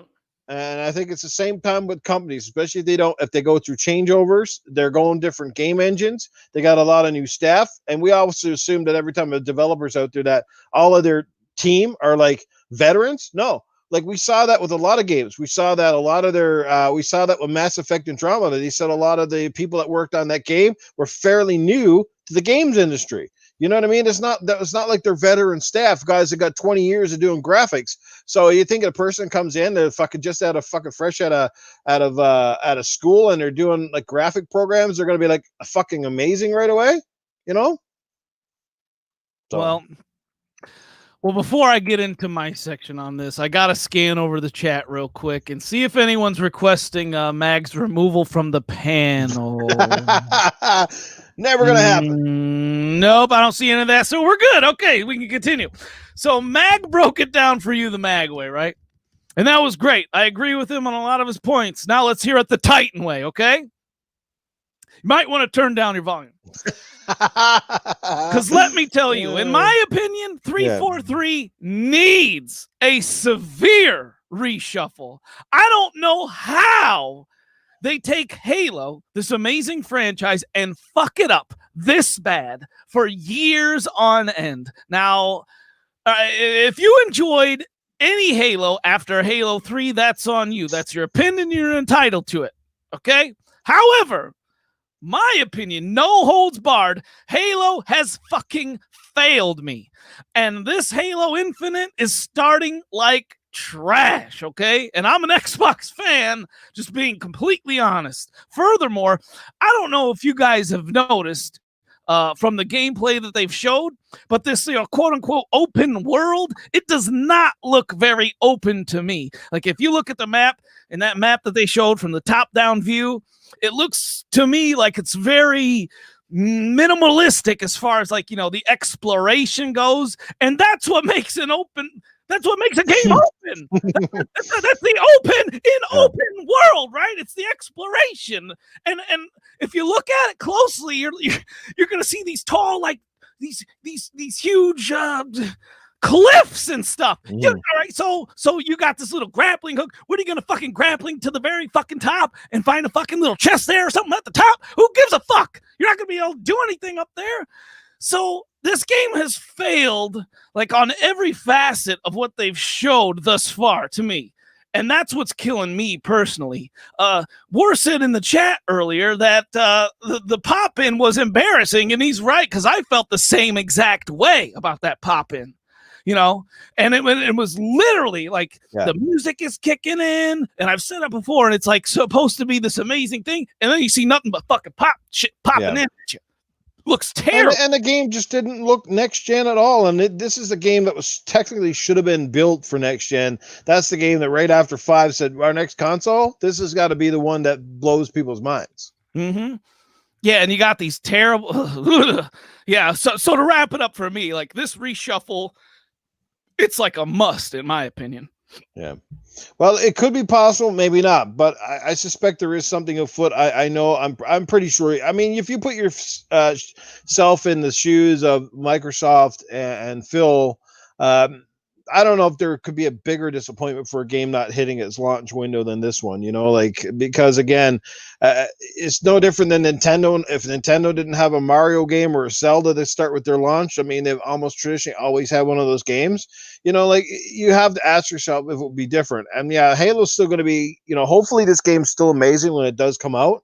But I think they got a lot of freaking work to do. And I think as soon as they get some progress, I mean, some people might say just keep it behind closed doors, but I think at some point when they have some major progress, they need to show this off to fans to kind of rebuild a little bit of trust and a little bit of hype again. So, maybe they show you the next graphic overhaul that actually blows your mind and go, just letting you know, guys, we are listening. And here's a clip. You know what I mean? Right. Greek, you're comparing Subnautica to a $5 million. How much did they spend on Halo 5? I lost count. And then it's getting delayed, so it's even more like crazy. You're acting crazy right now, Greek. I'm gonna choke you out when we're playing Rocket League next. Choking you out. Oh shit, man. Alrighty, well, let's move along and let's get to Titan segment. Let's hope that the peanut butter cups are long gone and he's still got some energy left for In the Next Generation. Take it away, Mr. Drago. All right, everyone. All right. So I got a lot of. I'm kind of curious because I got enough content for 2 shows right now. So I kind of really want to mess with you all. Really, I really do. And so I saw a lot of people last week say that last week's In the Next Generation was the best yet, right? Yeah. So I'm going to follow that up with the worst. So I'm warning you now. I'm just messing with you guys here, okay? I'm fucking with you at this point. So this is a joke from when I was literally a child, and I literally you guys are gonna hate me. So here's the joke, okay? Mm-hmm. In the Next Generation, a boy is asked a question from his teacher about what his favorite console is. The boy says, Xbox. So the teacher sends him to the principal's office. The principal asks the student why he is there. And the boy says, well, my teacher asked me what kind of favorite console to play was. And when I told him, he sent me here. And the principal says, well, what was your favorite console to play? He goes, Xbox. So he suspends him from school and sends him home. When the boy gets home, his mother asks him, why are you here? You're supposed to be at school. And he goes, well, my teacher asked me what my favorite console to play was. When I told him, he sent me to the principal's office. When I told the principal, he sent me home. He suspended me. She goes, well, what is your favorite kind of console? And he goes, Xbox. So she sends him to his room. His father comes home and asks him, son, why are you in here? You're grounded. What's going on? He asked me what kind of favorite console I like to play was. When I told him, he sent me to the principal's office. When I told the principal, he suspended me, sent me home. When I told my mom, she grounded me. And he goes, well, what is your favorite console to play? He goes, Xbox. So he kicks him out of the house. A homeless woman sees the little boy on the street. She goes, Sonny, why are you out here? It's the middle of the night. And he goes, well, my teacher asked me what my favorite console to play was. When I told her, he sent me to the principal's office. When I told the principal, he suspended me, sent me home. When I told my mom, she grounded me. When I told my dad, he kicked me out of the house. And she goes, well, what is your favorite kind of console to play? He goes, Xbox. So she starts hitting him on the head with an umbrella. A police officer sees the whole situation and says, boy, what's going on? He goes, well, my teacher asked me what my favorite console to play was. When I told him, he sent me home. When I told my mom, she grounded me. When I told my dad, he kicked me out of the house. When I told this old lady, she started hitting me on the head with an umbrella. He goes, well, what is your favorite kind of console to play? He goes, Xbox. So he arrests the boy. The judgment hearing comes up, and the judge asks the boy why is he here? And the boy gets so mad of all these people asking him what his favorite console to play was, that he gets so mad and he runs out in the street and gets hit by a car. So what, I ask you all, is the moral of the story? Greek said I'm lost. Moral of the story. What did you learn about the story? Don't fucking like Xbox. Look both ways before you cross the street, everybody. Oh, for fuck's sake, Titan. Oh, wow. All right, so next week I'll have a standard next generation for you guys. I really just wanted to mess with you guys this week. Nice. Well, nice way to mix it up. That was interesting to say the least. I think we lost like 6 viewers in the process. So it was like, oh, why? Hey, I got a quick joke for you. Why do retired firemen make fantastic pimps? Because they're used to handling hose. There you go. Hey, what's up, Princess Zelda? She's like, oh, why? Oh, fuck. Great stuff. You guys in the chat, you guys are fucking awesome, man. Like, seriously, you guys have been dynamite tonight, just hanging out with us. Stu Rolls, what's going on, man? Thanks for being here. Oh, shit, man. Great stuff. You had me at Xbox. Just 1 or 2 more topics. We'll get to Mag's segment of the night. Yes, so I do want to just touch this real quick because, again, me and Mag both bought one of these recently, and I've seen a lot of different things about it. By the way, I'm going to do a review on mine here real soon. I'm talking about the Oculus Quest 2. And we've heard a lot of people, the big drawback so far isn't the technology, it's the fact that it ties to a Facebook account. Unlike the original Oculus Quest, which didn't require a Facebook account, this one does. Now, one of the things that is definitely concerning is an article came out, and I read this one through Game Informer, that basically if you delete your Facebook account, you will lose all of your purchases, which means if you restart a Facebook account or whatnot, they are gone completely. So basically, once you're in, you are never getting out. You're hooked with Mark Zuckerberg's devil contraption for life. So yeah. So wait, what? Yeah. So yeah, it's a real thing, man. Yeah. So if you delete your Facebook account, like you can't go like your Xbox, you can delete your account off and go back and restart it up and still have all. You know what I mean? Like, but with this one, no, it's done. Like you lose everything. You got to rebuy everything. Whoa. And I'm seeing a lot of different people get banned for various different things too and stuff. So there's a few things about this, I suppose, they're throw the caution flags into the air, but I think that's kind of seedy, and I think it's kind of a shitty thing on their part. And this also brings up, the whole danger of the fact that, again, we know the future is kind of going digital, but this is one of the dangers of that digital future, is that the content is not, I guess it's never really ours. Even when we own the disc to a game, technically the content is never really ours, I suppose, if you want to look at it that way, especially now that everything's tied to an account and tied to servers. But the more digital it is, the more control the publishers, all these people have over your stuff, right? And it's kind of annoying, because even the other night, right out of the fucking blue, guys, right? And this is the one other thing, and this is why I preach about not going all digital, because I don't like the fact that control gets taken out of my hands, and my purchases feel like just fucking rentals that they can fuck with. Like they can delete stuff, get rid of stuff, wipe it from existence, and I have no fucking idea what's going on. And I'll tell you what, like this the other night, I'm getting ready to listen to a playlist, yes, digitally, on my phone, some music that I downloaded. All of a sudden comes up and goes, oh, this particular, and it was on Google because I have an Android phone. It's like, oh, Google Music don't fucking exist anymore. Now it's YouTube Music, right? Mm-hmm. So I'm like, well, thanks for the heads up here, guys. You changed the fucking service.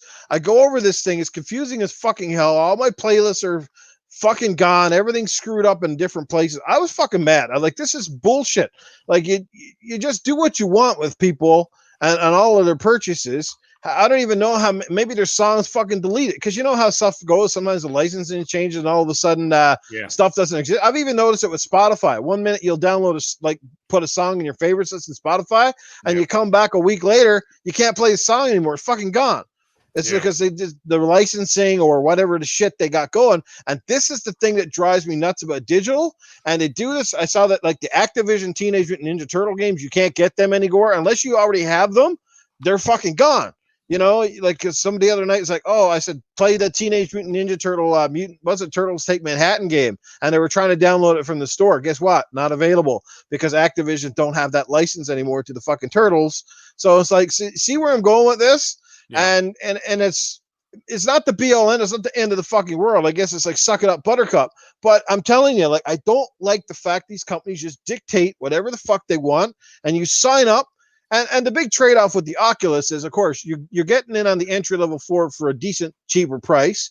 But they're taking, like I said, they want to spy on you with your information. They're watching everything you play, listening to your fucking voice, looking at the photos that you take, or going through stuff so they know exactly what it is you're spending your time looking at, what you're talking about, so that way they can tailor make their fucking advertisements to be for you, right? So I don't know, man. It just drives me nuts, and that's the one thing I don't like about this Oculus Quest 2. But at the same time, look, I've had a Facebook account for fucking well over a decade, right? I've had it almost since it ever came out, and it doesn't really bother me. Like, I'm going to have it tomorrow. I don't plan on deleting it. I don't do anything funny with my Facebook account. You know what I mean? It's just a thing that I just do to chat with friends and family. So, but you know where I'm going with this, right? So, yeah. How do you guys feel about that? I don't know, Titan, that obviously took you by surprise. Yeah, I literally have nothing to say about this. I can't stop thinking about the Teenage Mutant Ninja Turtles, but I'm shell-shocked. Nice.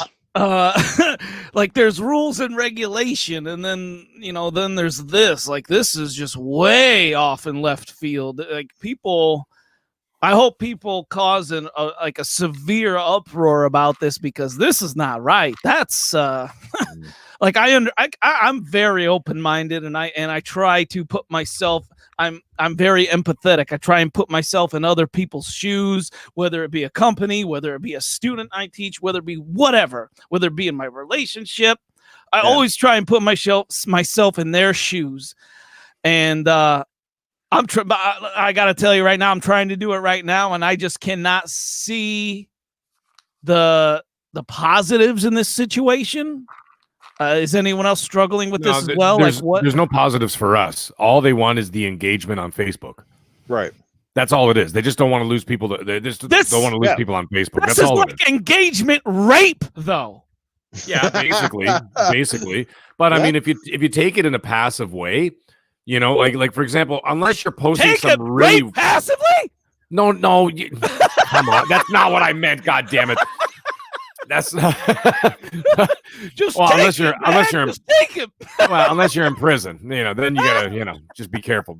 But what you gotta do is you gotta behave yourself, because if you post some stupid shit on Facebook or whatever, you get banned. I wonder what happens then. I know they put you in Facebook jail for like 30 days or whatever, but if they decide to, like, you know what I'm saying? Where you get raped.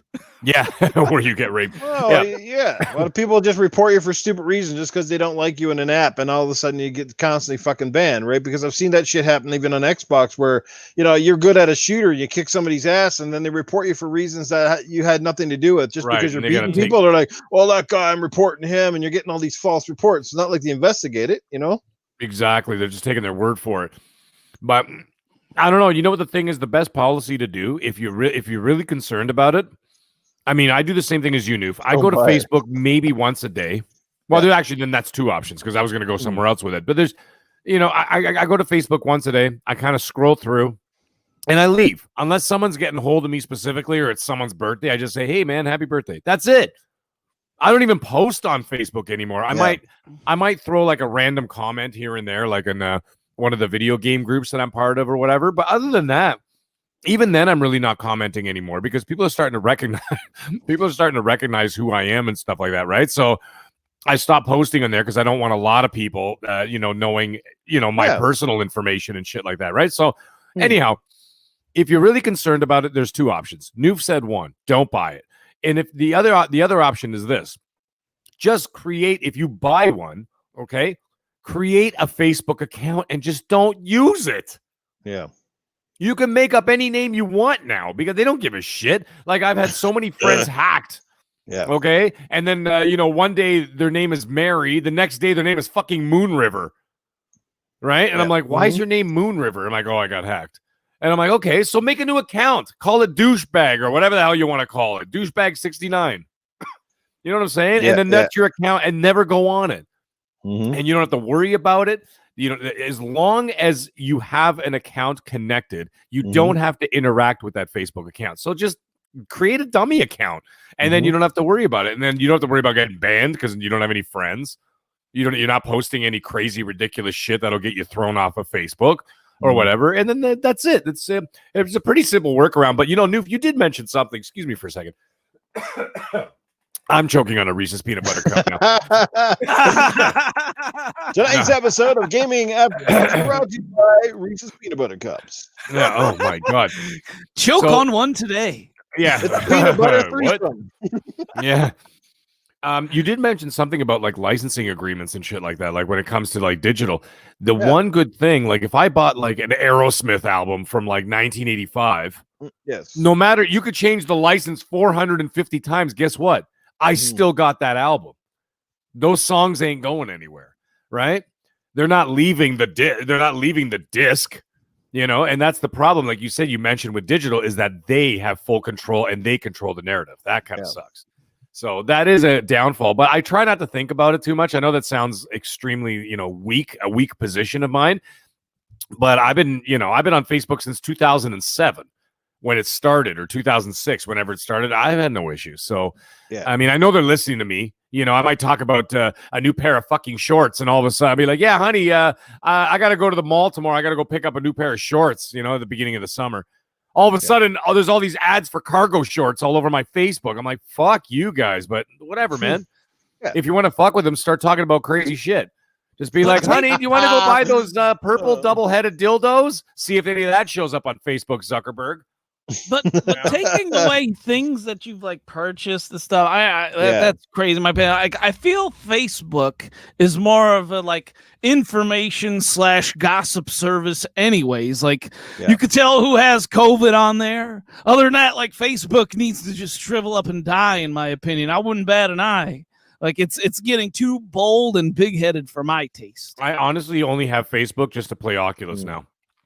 I mean, anybody that's important in my life, I'll actually get hold of you in every other way possible, like calling you or texting you or WhatsApp or whatever. Yes. You know what I mean? I really don't need Facebook because 90% of it is all just political bullshit now, and like just fucking people sharing garbage things like, so-and-so sent you a request for Candy Crush so that they can get like 4 extra lives. Like, fuck off. Yeah. So, but I only keep it open just to play Oculus, and I don't really give a shit. So, I mean, I'm playing Oculus and I love it. I have mine largely, like I said, for Facebook. It's just to connect with some of the family and friends that, I normally wouldn't be like calling, because I'm not a big phone person, but at least this way I can at least, see how they're doing or chat with them from time to time. And that's pretty much it. It's a social interact, but I don't spend hours on it. I don't, fucking gawking at profiles. Like you said, a lot of it's BS. A lot of you just got to filter.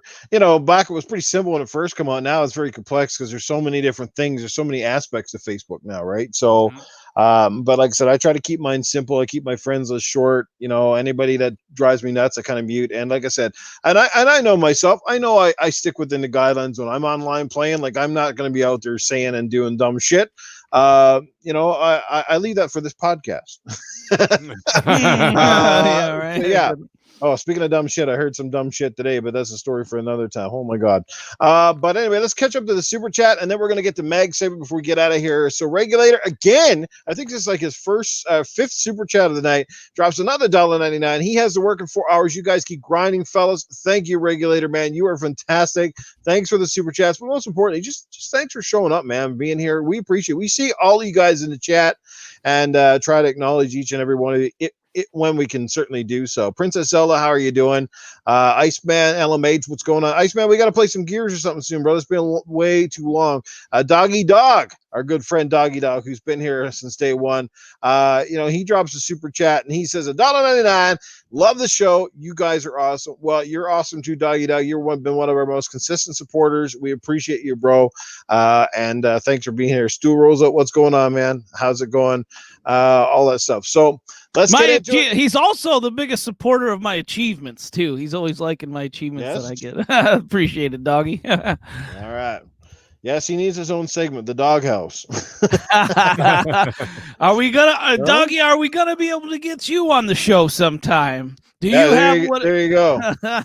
I would love to see Doggy on the show. Yeah, he might have to do a spot. I don't think he's ever been on a podcast, but there you go, Doggy. You might have an invitation if and when you might like to jump on. There you go. He'll come on. There you go. So it looks like we got a guest one of these weeks, guys. Instead of having him in the chat, we'll have him in the freaking show. Right. And if he's not great at talking games, he can just sit back and he can bark once in a while. Just kidding with you, man. All good. Anyway, so let's hand it over to middle-aged game guy. Obviously, Meg, it's unbelievable. Fucking 10 weeks. Like, I know. Like, where did it go? It seems like only yesterday know. you came on this panel with me and Titan, and it's like, all right, we're winding this shit down. So tell everybody what's going on. Catch everybody up on the actual score. I think we're in a tie with some people right now, if I'm correct. And this is the final week. This is a chance for perhaps somebody to win it all tonight. This is for all the marbles. Let's go. Live from Studio 69 in Toronto, Ontario, Canada. Welcome to Name That Game. And here is your host, Tony Baloney.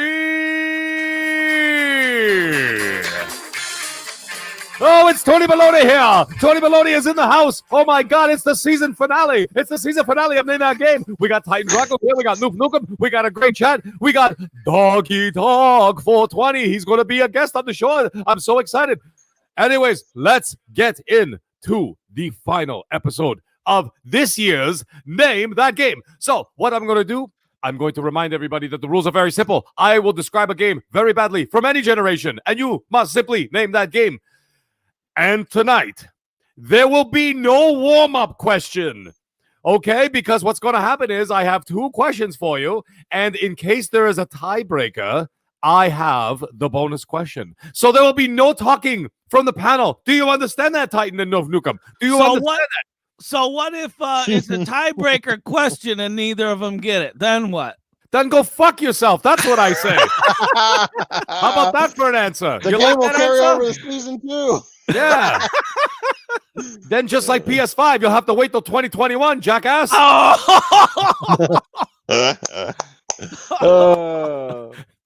And if you piss me off, you're only going to get a copy of Cyberpunk 2077, which will be coming out in 2077. How about you think about them marbles, huh? I can't argue it. So here we go. Chat, are you ready? How about, I've got a better idea. How about if I rhyme off the names first of the people who might win tonight? We have Dreadpool with 2 points. We have Joe Dunmore has got 1 point. We got Ronan Samurai, who I haven't seen in a long time. He has 1 point. Emmanuel A1, who is not here, also has 2 points. Then we've got Sandro Saint Fleur. Sounds French to me. He only has 1. Infinite has 1.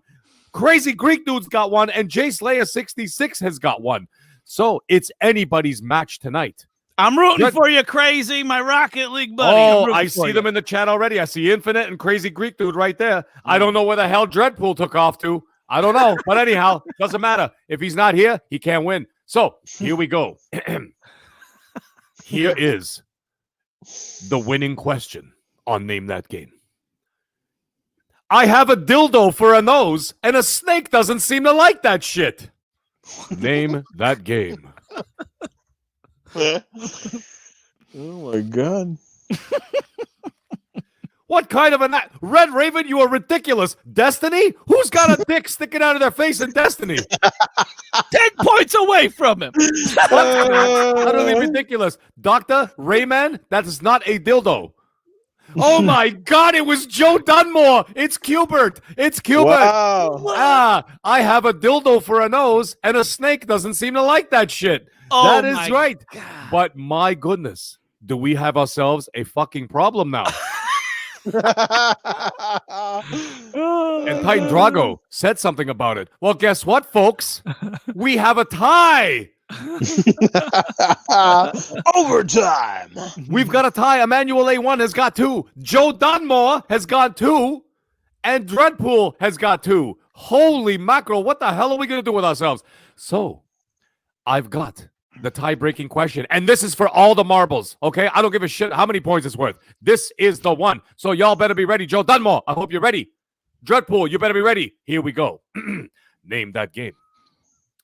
A lot of bad guys need to die, so I guess I'll do it with a fucking cell phone. Name that game. Oh, I know this one. Oh, come on, chat. A lot of bad guys need to die, so I'll do it with a fucking cell phone. Name that game. Slinky M? God. Slinky M? You say, hey, noof? That's not an answer. Get out of this chat immediately. Phantom said Holy mine. Jesus, Phantom said Murphy mine. in heaven. Joe Dunmore is the champion of Name That Game. He got it. It is Watch Dogs. It Well, is he in said- fact. He said, watch Diggs. Oh. You know what? Can you lose for spelling error? Well, you know what, Joe Dunmore? Guess what? Seeing that it's Watch Diggs, you're going to be getting a Nintendo, okay? Cletus will be surprising it for you. He gets a game for Nintendo. So fast. He's like, watch Oh, thank you, Tony Baloney, for a great season. There's Joe Dunmore right there. Oh, fuck. Oh, that is fantastic. So, yes, it's Joe Dunmore is the winner. Thank you, Tony Baloney, for this year's, the 2020 edition of Name That Game. Name That Game will be coming back in 2021. And, yes, we're going to be taking a little bit of a break from the show from then, and we will be doing Season 2 in 2021. Thank you, everybody, for all the support and all the laughs. There was a lot of good laughs on that show. So, So Joe Dunmore, listen, dude, this is what's going to happen. You are going to hit me up in the DMs on Twitter, and then you tell me what game you want, and then we'll figure it out from there, dude. So, yeah. Or you can let me know in the chat what game you want right now. Standard edition. And we'll see what goes on. So, Joe Dunmore, hit me up, brother. Yo, Hey, and he Emmanuel, earned it what's with- there? Good. he earned it with Cuber, in my opinion. Wow, that was Yeah. Yeah. You know what's funny? What's funny is that when I was at work, and I was just doing my shit at work, and I just started fucking laughing, and just like, what the fuck is so funny? Because I'm literally by myself, right? Yeah. And this other lady walks around, she goes, well, who are you laughing at? And I'm like, oh, just thinking of something really funny. And all I could picture is Cubert with a dick dangling off his nose. Yeah, Well, that was fucking awesome, guys. I just got to say, I got to hand it. I mean, obviously, Titan Mag fucking segments have been dynamite. Tonight's was no exception. To the chat, you guys are fantastic. Congratulations, Joe Dunmore. You're going to pick a game of your choice. You're going to hook up with the Mag, I assume, via Twitter. yeah, man. And he'll give you all the rundown. And don't worry, Tony Baloney is not going anywhere. No, But he's the name of that game is done, at least until next season. And we will be doing more giveaways here, guys. So don't worry. There's a lot of stuff coming up. I'm going to be doing a giveaway really, really soon. Probably for a copy of Cyberpunk is what I'm thinking. And I just want to let everybody know that next week, Mag's not going to be here. He's got some personal stuff, so he's going to be away. So sir. it's going to be me, Titan, and we got a couple of guests lined up for you guys. You might know them by the name of Crispy Bomb. And we've got Mr. Boomstick XL coming on the show next week. So we got a lot of dynamite here for you on next Tuesday night show. And then, of course, it's going to be a big show because it's our final week before the Series X launch. We're super excited. And then the following week, Meg's going to be back. And guess what? It's a Tuesday night on the 10th, which means we're going to be doing a podcast on Xbox One Series X launch night. And we're hopefully, everybody's got their console. We're going to be showing that shit off live on camera and chatting about it and all that good stuff. And hopefully get everybody's input from the chat. So a couple of big shows coming in the next few weeks. Thank you guys for being here. The numbers were awesome tonight. Chat was dynamite. Can't wait. Thank you, Pong Soul. Thanks for everybody for playing and participating, of course, in Name That Game. Sounds like Mag had a ton of fun with it. Tony Baloney certainly did. And some of you guys are pretty smart because some of those were tough. Yeah. So, yeah. I they knew really the were, Watch man. Dogs like immediately though. Yeah, Oh my but- god! If I was in the chat, There were some of them where I couldn't believe that, like, just people were nailing them, and I was like, wow, Yeah. because like I've tested them on other people, and they're just looking at me with fucking blank, like a blank stare, like, huh? Yeah, so yeah, it was great. So yeah, really impressed. I look forward to season 2. I'm gonna have some more goodies for everybody. Absolutely. Again, awesome show, guys. Amazing panel, obviously. Well, each and every week. We hope you guys have fun. I know we had a lot of fun. Arnold had a lot of fun tonight, and even Cletus got in here. God damn it. Good old Cletus. He's going to be a long time trying to find one of those Nintendos. They might be one of those from those one of those weird country, to sell those weird consoles with all the games packed in. Maybe there's a Nintendo's. A Snony. So anyway, guys, thanks so much for being here this week. I'm gonna let everybody get out of here. Let's start with panel, and we will start with Mr. Mag. What's happening, brother? Obviously, you won't be here next week, as I just mentioned, but you will be back soon. So let everybody know how to catch up with you. Well, you can get a hold of me on Twitter at the Middle Age Game Guy. That's with a GY at the end. I will not be here next week, but I will be returning on November 10th. But you can catch me also every Monday at 8 p.m. Eastern Standard Time with Mr. Boomstick XL and friends on Primetime Gaming. And of course, you can catch me every Tuesday, except for next week, every Tuesday, 10 p.m. Eastern Standard Time, right here with Titan Drago and Noof Nukem on Gaming After Dark. And also, by the way, I changed my Xbox name to match my PlayStation name. So now everything is coordinated. Nice. So my name on both systems is now all capitals, one word. I am the Mag. So that'll be on Xbox and PlayStation. So it'll be nice and simple to find me. And so you can follow me all there. Guys, it was a great show. A great time. Chat, you guys were amazing. Joe Dunmore, do not forget to hit me up. I'd like to get you a nice early Christmas present. And we'll see you guys all on November 10th for launch day. Have a good night, guys. All right. And by the way, Titan, so who was your honorary Bringing the Common Back to Sense Award winner tonight? Before I get into that, I just want to say what an amazing show. Like the chat reactions tonight were literally priceless, from my Titan fucking with you segment tonight on The Next Generation. And then Mag brought the fantastic segment finalizing tonight, culminating tonight with Joe Dunmore being the winner. And man, like I said earlier, like he earned it with that cube. I cannot believe he got that Cubert. That was incredible.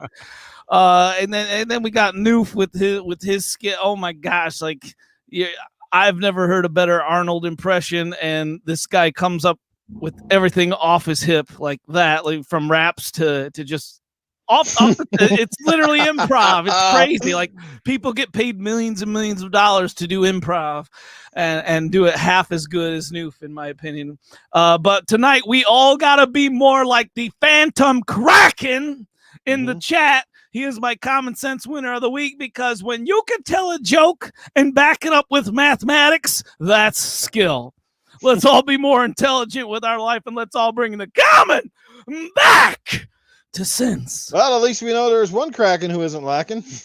I think he's got all his tentacles. There you go. You would think this whole thing is goddamn written out. But it's not. It's all off the cuff. No, and you know what's, I'm glad you brought up the chat, because not only do we have a lot of the same people and we get new people, but here's a difference I noticed with the chat so far. I mean, so far, okay, maybe it's just because we're a smaller channel. I don't know, but you guys are interacting with the show. Everybody's been very, very respectable, right? And that's the thing. Whereas a lot of the podcasts I watch now, and you go into the chats, nobody's really interacting with the show. All they're doing is console warring the whole fucking time. Yeah, right? It's true. It's true. And that's a big difference. And that means a lot to us, because we know you're interacting with us. We're interacting with you. We're trying our best. Sometimes we miss stuff and stuff like that, because the chat can start to move pretty fast at times. Even the super chats, sometimes I don't even notice it. I'm like, oh shit, I'm pretty sure it was a super chat. So I apologize if I ever miss one in advance, and hopefully I certainly do. And I do apologize if I miss anybody that I forget to mention. Just because, like I said, we do value your time for being with us each and every Tuesday night. Make sure you guys share this out with all your friends. Hit the like, comment, subscribe, all that stuff. Share it out and let people know this is a great podcast that should be rocketing the numbers, in my opinion. I think my panel members agree as well that I think we're doing something here that's not quite like at least 90% of the podcast community out there. We bring a little bit of everything to this show, and I think that's a little bit needed right now. So, and most importantly, we just love to make people laugh, and we hope that we're able to provide you guys with that. So thank you from the bottom of all of our hearts here, and I'm going to get the fuck out of here. I babbled enough. Any more final thoughts from the panel? No, just everybody have a good night. We'll see you soon. All right. Like doggy dog, got a great thing going, and we hope to keep it rolling. Anyway, guys, you guys have a good night. We'll see you again next Tuesday. Don't forget, same time, same place. Have yourself a great night. As always, you can find Noof Nukem in the gutter. I'll catch you guys later. Have a great night, everybody.